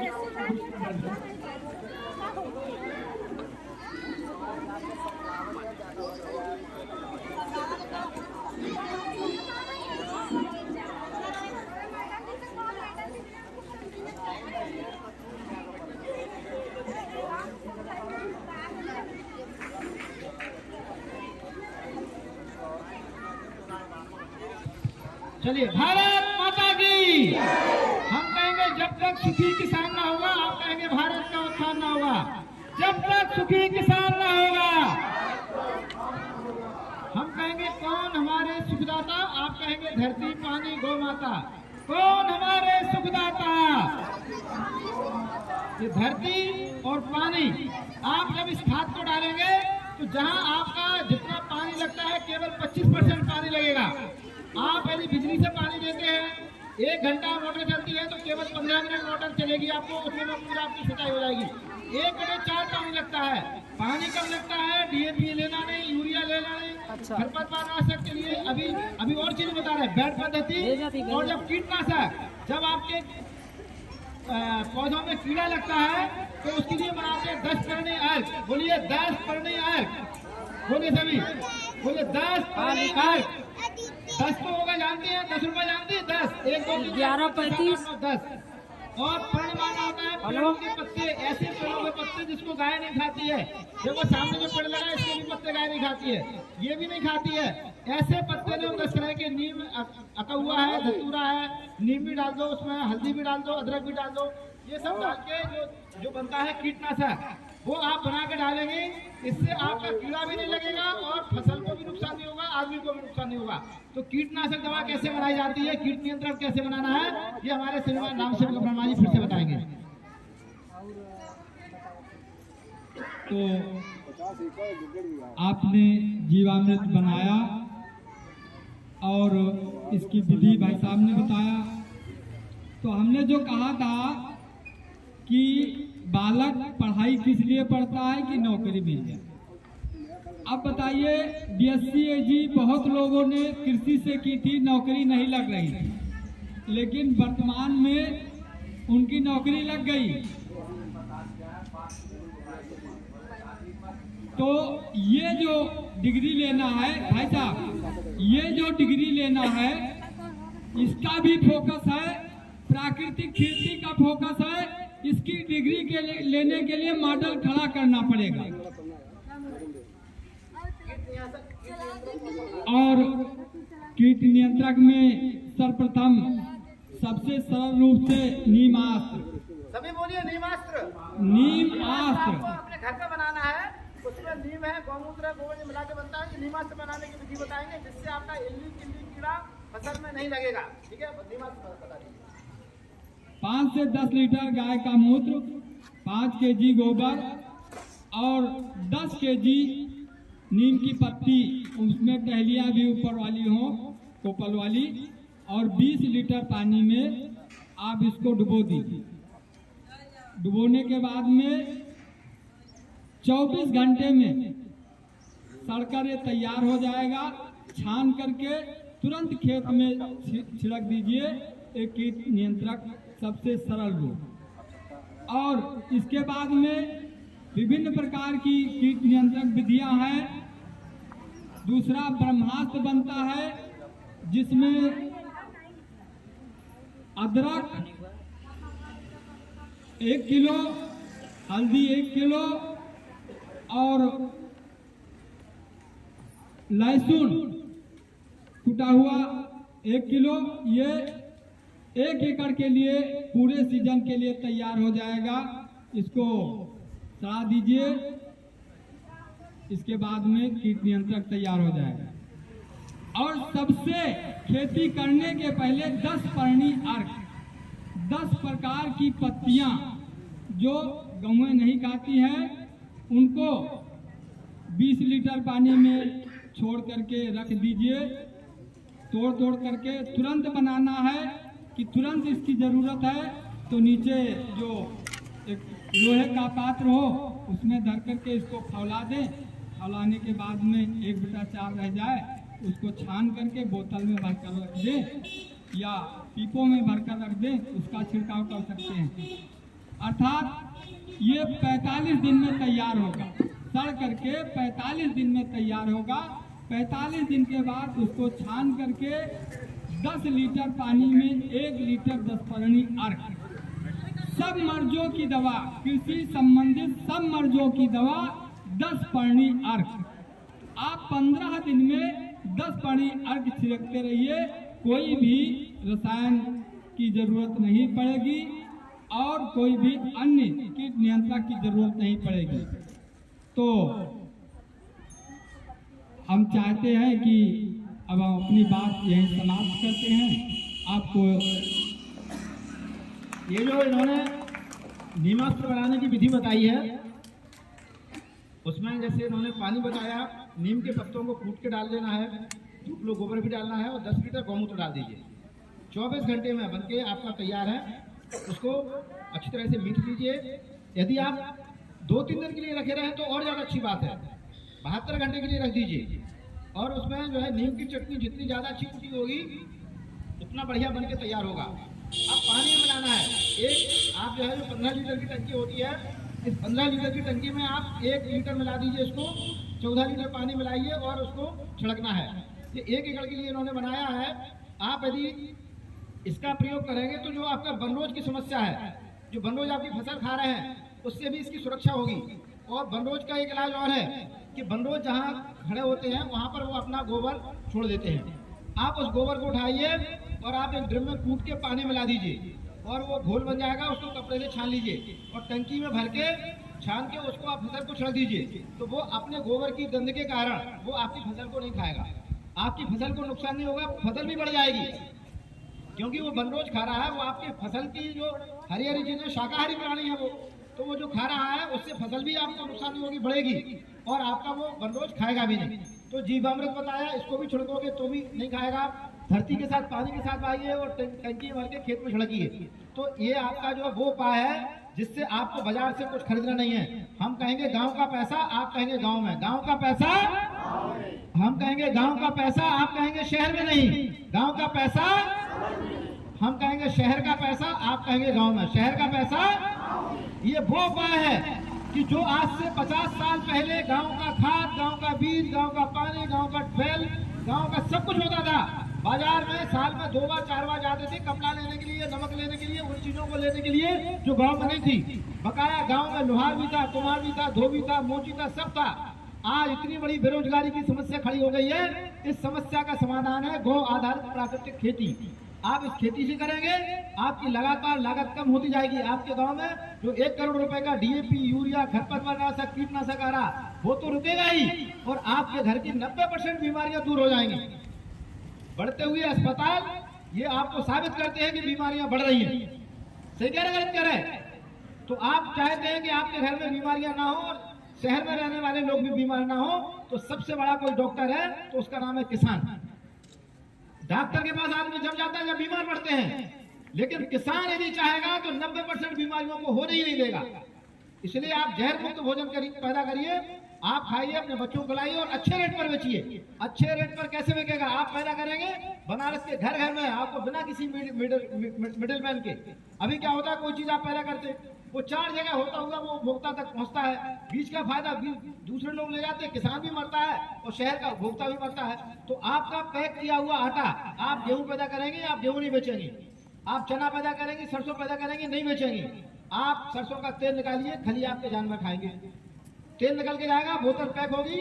आप जयपुर के नाम से ब्रांड बनाइए और यहाँ से लेकर दिल्ली तक जाइए। और प्रधानमंत्री कार्यालय में भी, प्रधानमंत्री के निवास पे भी, तो दिल्ली वासियों को भी होना चाहिए जो बनारस का, प्रधानमंत्री के संसदीय क्षेत्र का जयपुर का तेल है, जयपुर का आटा है, जयपुर की दाल है, जयपुर के मसाले हैं। जब तक हम अपने उत्पादों की ब्रांडिंग खुद नहीं करेंगे, किसान कभी धनवान नहीं हो सकता है। किसान को धनवान होने का एक ही उपाय है कि जो काम बीच के लोग करते हैं वो काम किसान करे, किसान के लड़के करें। तो ये काम में आपकी हमारी दीदी पूरा सहयोग करने वाली है। बहन जी की जोरदार ताली बजाइए। रीता जायसवाल बहन जी है, इन्होंने तय किया कि हमारे गांव की जो महिलाएं ये माल जो भी पैदा करेंगे इसको हम अच्छे से अच्छे रेट में बिकवाने की कोशिश करेंगे। 2 मिनट में बहन जी बताएंगे कि आपके माल को जी कैसे बनारस के घरों घरों में पहुँचाने का काम करेंगे। किसान भाइयों को, बहनों को, सबको राम राम। हमारे जो बच्चे हैं उनको भी मेरा प्रणाम, मंच पर सभी को प्रणाम। बहुत ही मुख्य विषय पर हमें आपने यहाँ बोलने के लिए अवसर दिया, तो मैं बोलने का बात ना कह के यही आपसे निवेदन करूंगी कि जो भी हम लोग यहाँ बात कर रहे हैं उसका हम लोग उसका उपयोग करें, अपने जीवन में, खेती में उपयोग करें। तो जो उत्पाद होता है उसके लिए उपभोक्ता बहुत ज़रूरी होता है। और हमें इस बात की खुशी है कि यहाँ से राजा तालाब कोई बहुत दूर नहीं है। तो मेरा एक सुझाव है कि एक तो जो चीज़ यहाँ उपजाऊ होता है, जो भी अनाज में या सब्जी में, तो उसका एक ग्रुप बनना चाहिए और उसके लिए कोई भी यहाँ पे 2-4 लोग हों, महिलाएं या पुरुष। जैसे अभी हम लोगों ने कल वहाँ से तो वहाँ एक पूजा और एक विनोद जी ने अपना भागीदारी किया कि नहीं, हम बेचने में भी इस ग्रुप में हम प्रमुख भूमिका निभाएंगे। तो वो भूमिका निभाने वाला भी 2-1 नाम यहाँ हमारे अरविंद भाई जी के सामने आ जाए तो अच्छा है, ताकि हम लोग अगर आएंगे तो भाई ये बाजार वाला काम ये करते हैं, खेती वाला काम ये करते हैं। ऐसा नहीं, खेती वाला भी बाजार का काम कर सकता है। 4-5 घर में मेंबर हैं, कोई पढ़े लिखे जो बच्चे हैं वो आजकल मोबाइल से, गूगल से हर चीज़ कर सकते हैं। तो हम सब लोगों से यही कहेंगे कि जो भी हमारे इस जयापुर में होता है उसका एक लिस्टिंग हो जाए कि हमारे यहाँ प्रतिदिन सब्जी में ये हो सकता है, या हमारा ये खेत में ये जो खेत है 10 बीघा इसमें हमने ये लगाया है, 2 बीघा में ये लगाया है, तो पता चल जाएगा कि जयापुर में ये सब्जियाँ हो रही है, ये अनाज हो रहा है। और दूसरा विषय ये है कि बेचने के जो माध्यम हम चाहते हैं, जैसा हमें भी कुछ अनुभव है, मैंने बनारस में किया भी है, तो उसके लिए आपके राजा तालाब में एक अपना एक बैनर हो जाए, वो आधारित प्राकृतिक खेती उत्पाद, ऐसा इसका नाम बना लीजिए, या प्राकृतिक खेती को जो है जो उत्पाद है उस तरह से करके हमें लगता है ये नाम हमारे अरविंद जी भाई साहब के बीच में हम निवेदन करेंगे। तो जो बैनर का है कि हमारा ये लगे कि ये प्राकृतिक खेती का उत्पाद है, और उसका बड़ा सा बैनर है, उसमें और भी चीज़ें डाल दीजिए, जयापुर डाल दीजिए, उसके जो प्रमुख व्यापारी जो बाजार के काम करें उनका मोबाइल नंबर और नाम डाल दीजिए, फोटो डाल दीजिए, बढ़िया सा। हमारे मोदी जी भी कहते हैं कि उसमें भी एक होना चाहिए, आकर्षण होना चाहिए, लेकिन आकर्षण में सत्यता होनी चाहिए। चित्र जो है हमारा व्यक्तित्व से जुड़ा हो, ना कि केवल हम दिख रहे हैं बहुत अच्छे और हम दिखा रहे हैं बहुत अच्छे, लेकिन जमीन में हम नहीं है। तो मोदी जी का विषय यही है कि हम जमीन में भी वैसे हों जैसा हम जहाज में हो, या जैसा हम समाज के सामने हो। तो इसको ऐसे ही धारण करके एक बैनर लगाइए, और जो भी चीज़ आप लोगों का रहता है आप अपने बैनर के नीचे ही एक धीरे धीरे बनाइए, तो जयापुर का एक बाजार बनता जाएगा। हमें याद है हम छोटे थे तो हमेशा हर जगह का बाजार लगता था, किसान अपने आप जाता था, और जो लोग लेते थे उनको ध्यान रहता था कि ये जो खरबूजा बेचने वाले का छप्पा यहाँ लगता है, परवल वाला, उसका जगह भी लेने वाले को याद रहता, वो जाकर वहाँ ढूंढता था और फिर पूछता था भाई जो यहाँ पे बैठते थे हर अखबार को बुधवार को, वो तो बता दे रही भाई वो नहीं है, सब एक दूसरे से परिचित भी रहते हैं। तो ये जो समरसता का भाव है हमारे किसान भाइयों के बीच में, से ही भारत की संस्कृति आगे जाएगी। और हमारे युवा, मुझे लगता है अगर एक घर में अच्छा खेती होता है तो बाजार में जाने के लिए पूरा परिवार जो है उसका योगदान देता है, तो हम बेरोजगार कहाँ रह गए। तो हम इस बात को खत्म करते हैं और हम सहयोग भी करेंगे एक विषय के साथ 2 शब्दों में कि हम ही बोएंगे हम ही बेचेंगे। तो ये बोलिएगा, हम बोलेंगे हम ही बोएंगे, आप बोलेंगे हम बेचेंगे, क्योंकि हम हमारा सामान है तो हम ही बेचें, क्यों बीच वाला क्यों बेचे, वो मालिक क्यों बने भाई। हमने मेहनत किया, उगाया, हमारे गांव का है, हमारी ईमानदारी और हमारा विश्वास है, हम अपनी चीज़ को 100% ईमानदारी से करते हैं, तो हम विश्वास भी दिलाने का हमारा हिम्मत और हौसला रहेगा, क्योंकि हम सही है। और बाकी लोग तो ऐसे ही करते हैं, चीज़ हमारा मिलावट करके बेच दिए, पैसा कमाए, और बदनाम कौन हुआ, हमारा किसान भाई हुआ, हमारा ग्रामवासी हुआ। तो इसलिए हम ही बोएंगे, आप बोलिए हम ही बेचेंगे, हम ही बोएंगे हम ही बेचेंगे, हम ही बोएंगे, हम ही बेचेंगे। यही बातों से आप लोग इसको ध्यान रखिए कि हमारा सामान है, हम मालिक हैं, तो हम सबको रोजगार देंगे और स्वस्थ अनाज देंगे, ताकि पूरे समाज में ये जाए कि हम किसान भारत के हैं, हम जो खाएंगे अमृत खाएंगे, और जो पिएंगे अमृत पिएंगे, और दूसरों के लिए भी हम वही देंगे। और कंपनियों की तरह नहीं कि हम अपने लिए तो बना लिए अच्छा, और 4 नौकर रख के जाओ भाई ले आओ, हमारा परिवार वो असली वाला खाएगा, और बाकी जो है जहर वाला बेच दो, जा बाजार में कोई खाए, हमसे क्या मतलब। तो ये हमारे स्थिति हमारी नहीं है। हम अच्छा खाना दूसरों को खिलाते हैं कि नहीं खिलाते भैया। तो इन्हीं शब्दों के साथ हम विराम देते हैं और हम फिर आएंगे। हमें वो 2 नाम 4 नाम जरूर मिल जाए। अरविंद भैया आप 2-4 नाम मांग लीजिए जिसको कि हम बेचने वालों के ग्रुप में शामिल हो। ऐसा कोई नाम हो तो दे दीजिए, आप एक ही नाम हो दे दीजिए, नहीं हम उस ग्रुप में शामिल होंगे, लोगों को जोड़ेंगे और बाजार तक अपना उत्पाद ले जाएंगे। धन्यवाद। भारत माता की, भारत माता की धन्यवाद। हमारे बीच में अपने वेद रत्न जी भाई साहब आए हुए हैं। मैं चाहूँगा कि 2 मिनट में अपना भी कुछ विषय थोड़ा रखेंगे। उसके बाद राकेश जी आजमगढ़ से आए हैं, वो भी 2 मिनट बोलेंगे। तत्पश्चात हम लोग पीछे बैठ कर के जो लाइव चल रहा है तो पीछे कुर्सी उलट देंगे, सबका बार फोटो आ जाएगा। फिर सीधे बैठेंगे, जलपान करेंगे, फिर अपने अपने घर को जा सकेंगे। माननीय परम सौभाग्यशाली हैं आप भोलेनाथ के संरक्षण में काशी नगरी के निकट के निवासी। आप सबको प्रणाम।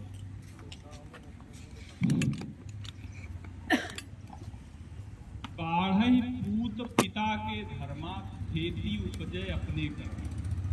आप सब बहुत योग्य और सक्षम व्यक्ति हैं जो कर्मशील हैं, स्वयं खेती करते हैं, किसान। और किसान को भागने की नहीं देखना है, उसको कर्म की जरूरत है। आपसे हम योग्य नहीं है। अब तो इतना अच्छा यहाँ हो रहा है, आपने देश को दुनिया में नाम देने वाले प्रधानमंत्री को चुना है, इसलिए आप भी बहुत महान लोग हैं। हम भी ये काम करते हैं और काम करने के साथ में हमने कुछ हासिल किया और यहाँ इतना अच्छा काम आप लोग के द्वारा जो पूरी दुनिया में उन्होंने भारतीय संस्कृति, सभ्यता और कृषि पद्धति को ले जाने के लिए प्रतिबद्ध हैं। आप लोग उनको वोट दे करके जिताए हैं, सहयोग कर रहे हैं। तो हम आपसे सीखने आए, सिखाने नहीं आए। और जब आपकी रुचि होगी, आप जो है स्वयं उसको कहीं न कहीं से ढूंढ ही लेंगे। आप ढूंढ ही रहे हैं, तमाम सारे लोग जो है आपका सहयोग भी कर रहे हैं। जब आपकी मना स्थिति बनेगी कि ये भी एक विधि है और हमको आज की जो परिस्थितियां हैं उससे विमुख होकर के और हमको भी करना चाहिए, तो आप जब मन स्थिति होगी तो आप उसके संसाधन ढूंढ लेंगे। जैसे आप प्रधानमंत्री को जो है वो आपके पास आए, आप चाहोगे तो करीब। हम ऐसे लोग इसको ये सब इतना सुनने के बाद में, नहीं तो भाई साहब जैसे डांटने लगे भी कि आप दोबारा रिपीट मत करिए, सामान्य किसान है वैसा, वो आप इतना योग्य नहीं है। उसने कर्मशीलता के नाते एक जो है एक नई विधि से 1 एकड़ में 7 लाख रुपए तक का पैदा करके जिले के जो है अधिकारी को दिखाया। तो आशा में तक नहीं हो सकता है और आपका अतिथि भी है, तो उस हिसाब से कहना चाहिए जो है सुन करके फिर सब थोड़ी करनी चाहिए, नहीं तो अगले का मन खराब होता है, बोलने में थोड़ी आ जाती है, ऐसा नहीं होता। तो इस नाते जो है जो लोग वास्तव में इतनी बात करने के बाद में लगा कि हम एक कर सकते हैं, तो वो व्यक्ति अपना नाम हमको दे सकते हैं। मैं और अगर वो करना चाहेंगे तो मैं फोन आजकल इतना जो है सुगम हो गया है कि उससे आप सहयोग ले सकते हो। तो जिनकी मना स्थिति हो, ऐसे लोग तो ये सुन करके इतनी बातें और खेती की आमदनी भी दुगनी और बेचने की एक व्यवस्था बना करके कि हम बाजार के उसमें न जा फंसें और अपना पैदा करें। तो जैसे जो है नेक्सले अपना जो है चॉकलेट बेचता है या बिस्किट आपके वहाँ छोटे छोटे आते हैं पैकेट में, जितने का दुकानदार बताता है उतने पैसे दे करके आप ले लेंगे।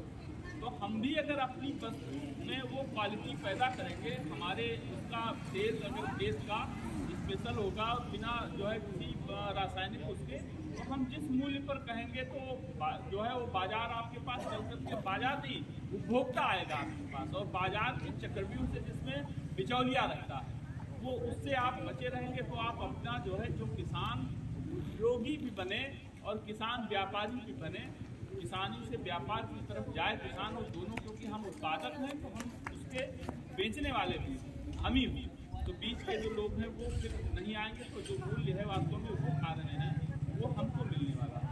तो इस नाते जो इस प्रकार का करना चाहते हैं वो लोग अगर अपना नंबर देंगे तो अच्छा रहेगा। फिर उनसे हम लोग बाद में बात करेंगे जो कम करना चाहते हैं, जिन्होंने संकल्प लिया है, आपके मन में सुनने के बाद में इच्छा जगी है।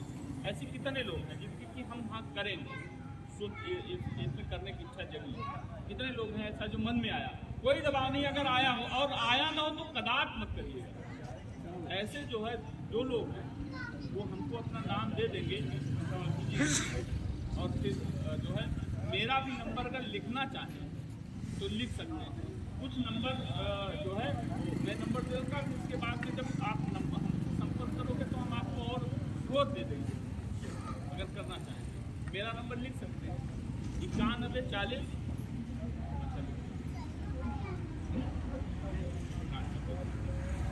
नाम आप दे देंगे तो अच्छा। धन्यवाद। भारत माता की जय। धन्यवाद वेद रत्न जी। अब मैं निवेदन करूंगा अपने राजेश भाई साहब से, राकेश पांडे जी से कि 2 मिनट जी। आप 18 वर्षों तक विदेश में रहने के पश्चात आपको लगा कि समाज जीवन में भारत में भी आकर के कुछ करना चाहिए, वैसे सामाजिक कार्यकर्ता के रूप में कोशिश यात्रा आप निकाल रहे हैं। ऐसे श्रीमान राकेश पांडे जी अपने सबके बीच में हैं, 2 मिनट में अपना विषय रखेंगे। तत्पश्चात ग्राम प्रधान जी का धन्यवाद ज्ञापन, फिर एक बार वीडियोग्राफी होगी, जलपान के बाद हम जा सकते हैं। आप सभी को नमस्कार है। काफी देर से आप लोग धूप में बैठे हो, मैं समझ सकता हूँ, इसलिए आपकी परेशानी समझने के लिए मैं पीछे चला गया, ये देखने के लिए कि कितनी परेशानी वाकई है कि नहीं। हो सकता है कि मुझे धूप अच्छी लग रही थी, क्योंकि कई देशों में धूप नसीब नहीं होती। तो मेरे बारे में तो आपको परिचय मिल गया, श्याम सर ने, दीदी ने, राम सेवक सर ने, अरविंद भैया ने, सभी ने, सर ने, सबने आपको पूरी जानकारी दे दी है। और मुझे लगता है कि आप लोग ओवरफ्लो हो रहे हो, ऐसा है क्या? ओवरफ्लो हो रहे हैं, क्योंकि इसमें जो कंटेंट ये था कि यहाँ पे जितने लोग आए हैं वो बहराइच से आए हैं, दीदी बनारस की हैं, वो लोकल हैं, जो आप लोगों को इस माध्यम से सपोर्ट कर रही है, यानी आपकी जीविका इंक्रीज कर रही है। यहाँ पे कितने लोग जॉब करते हैं, कितने लोग नौकरी करते हैं? नौकरी कितने लोग करते हैं? आप करती नहीं दी, और कौन करते हैं यहाँ पे? आप लोग नौकरी करते हैं? चलिए, ये 3 लोग नौकरी करते हैं। मुझे बताओ 5 लाख रुपए सालाना पैकेज किसको मिल रहा है? 5 लाख सालाना पैकेज किसको मिल रहा है? दीदी आपको है? आपको है भैया? आप गवर्नमेंट जॉब में राइट? नहीं है, लेकिन ये जो भैया हैं ये 15 लाख रुपए सालाना बना रहे हैं। इनके ऊपर मत जाइए, इनकी खेती भी देखिए, और अगर होगा तो इनका नंबर आपको मिल जाएगा, अरविंद भैया आपको नंबर दे देंगे। इसमें सारे पदाधिकारियों का नंबर लिखा है, और वो किसान, लाखों किसान जो पूरी शिद्दत के साथ प्राकृतिक खेती कर रहे हैं और अपने उत्पाद इस तरीके से बना के बेच रहे हैं, ये कोई रॉकेट साइंस नहीं है। इसमें ऐसा कोई गणित नहीं है, और कोई ऐसी टीईटी या पीटी की परीक्षा नहीं निकालनी है इसको बनाने के लिए, और ना इसके लिए डिग्री चाहिए और ना इसके लिए क्वालिफिकेशन चाहिए। मेरा नाम राकेश कुमार पांडे है, मैं एयरक्राफ्ट मेंटेनेंस इंजीनियर हूँ, हवाई जहाज का MBA किया है, मनोवैज्ञानिक हूँ, और 10,000 के ऊपर मेरे पास सर्टिफिकेट्स हैं पूरी दुनिया के। मेरे वेबसाइट पे जाएंगे तो पेज भरा हुआ है। मैं कहता हूँ वो डिग्रियां कागज है, अगर आपको ये काम नहीं आता। और ये काम कौन कर रहा है? आप भाई, मेरे किसान भाई कर रहे हैं, जो यहाँ बैठे हैं। जो सच्चे किसान है जरा एक बार हाथ उठाए, जो सच्चे किसान है वो हाथ उठाए। सच्चे है ना? तो ताली तो बजाओ अपने लिए, जोरदार ताली बजाए। मेरे को सच्चे किसान की जरूरत है। ये इतनी मेहनत, इतने हम लोग 5 दिन से यहाँ परेशान हैं, सिर्फ इसलिए कि हमारे किसान भाई को वो मिल सके जो उनको चाहिए। और दीदी इसलिए इतनी दूर से भाग के अपनी सारी मीटिंग छोड़ कर आई है। तो मैं चाहूंगा कि आप सबसे पहले, जो लोग इतनी धूप में बैठ के मेरे सच्चे भाई किसान बैठे हैं, वो अपने लिए जोरदार ताली बजाएं पहले अपने लिए। यही मेरा तरीका है आपको थैंक यू बोलने का, कि आपने इतना टाइम दिया। और इसको सुनने के बाद आप यहाँ पे ना रहिए, आप अपने साथ अपने भाइयों को, अपने पड़ोसियों को, अपने बच्चों को बताओ कि खेती से आप सालाना 15 लाख रुपए कमा सकते हैं, यानी 1 एकड़ से 5 लाख रुपए। इनके लिए जोरदार ताली बजाइए। ये गहराई से सिर्फ आपको ये बताने के लिए आए हैं। और यहाँ पे मौजूद सभी लोगों को मैं धन्यवाद देता हूँ, आपने इतना कीमती समय निकाला है। और आप इनके लिए भी अगर एक ताली बजा दे तो बहुत अच्छा रहेगा। Thank you sir, thank you very much. बहुत बहुत धन्यवाद राकेश भैया। अब मैं अंत में निवेदन करूंगा अपने इस ग्राम के ग्राम प्रधान श्री राजकुमार यादव जी से, कार्यक्रम का समापन की घोषणा धन्यवाद के रूप में करेंगे। तत्पश्चात हम सभी किसान बंधु पीछे कुर्सी करके उदम करके बैठेंगे, क्योंकि लाइव चल रहा है। एक बार फोटो करेंगे, फिर जलपान करेंगे, फिर जा सकेंगे। श्रीमान राजकुमार यादव। किसान भाइयों को मेरा धन्यवाद।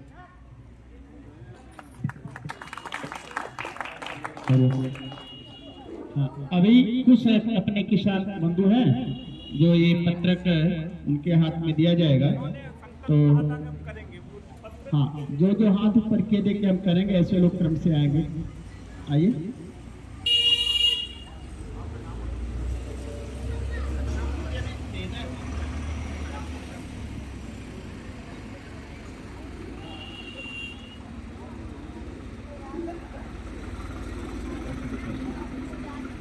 रमाशंकर सिंह, जितेंद्र प्रसाद सिंह, विजय जी,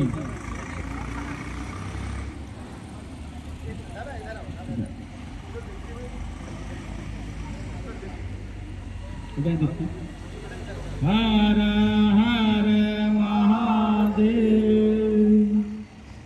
रामलाल जी,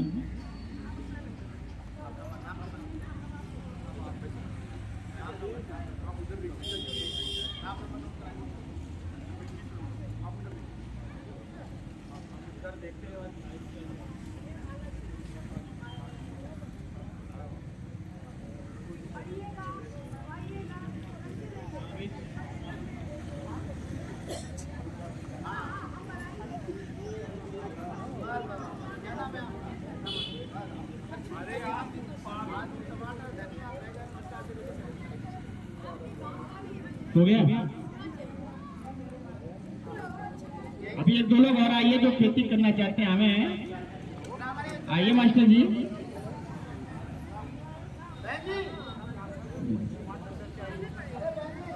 इनको दीजिए उधर।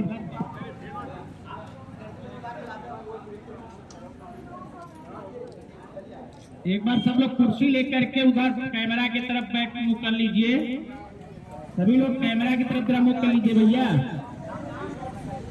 उधर मुंह कर, सबको बैठा मैनेज करो ना जल्दी से। सबको उधर कैमरा की तरफ कर दीजिए।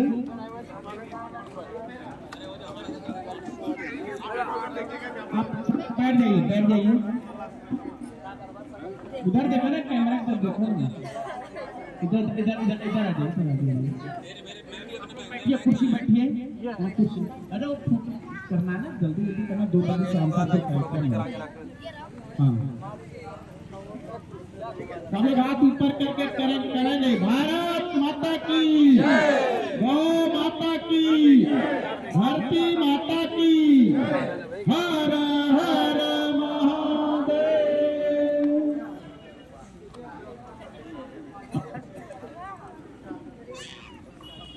अभी आप सबको मिल जाएगा, फिर आ जाएगा घोड़ाई में सबके घर। बैठिए, हाँ बैठ जाइए।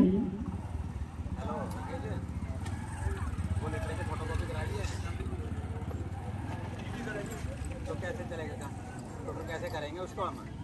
बैठ जाइए। एक बार फिर हाथ ऊपर करके कर देंगे। और कहा गया अपना वो, और भैया इधर फोटो ले लो इधर से।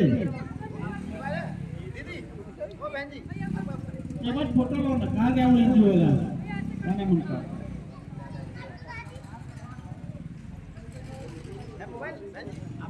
फोटो लो ना, फोटो लो ना। ऐसे आप ही कह रहे हो, फोटो लो ऐसे। हाँ, ये फोटो भेजना है, कैमरा के सामने ना जाए, बगल से।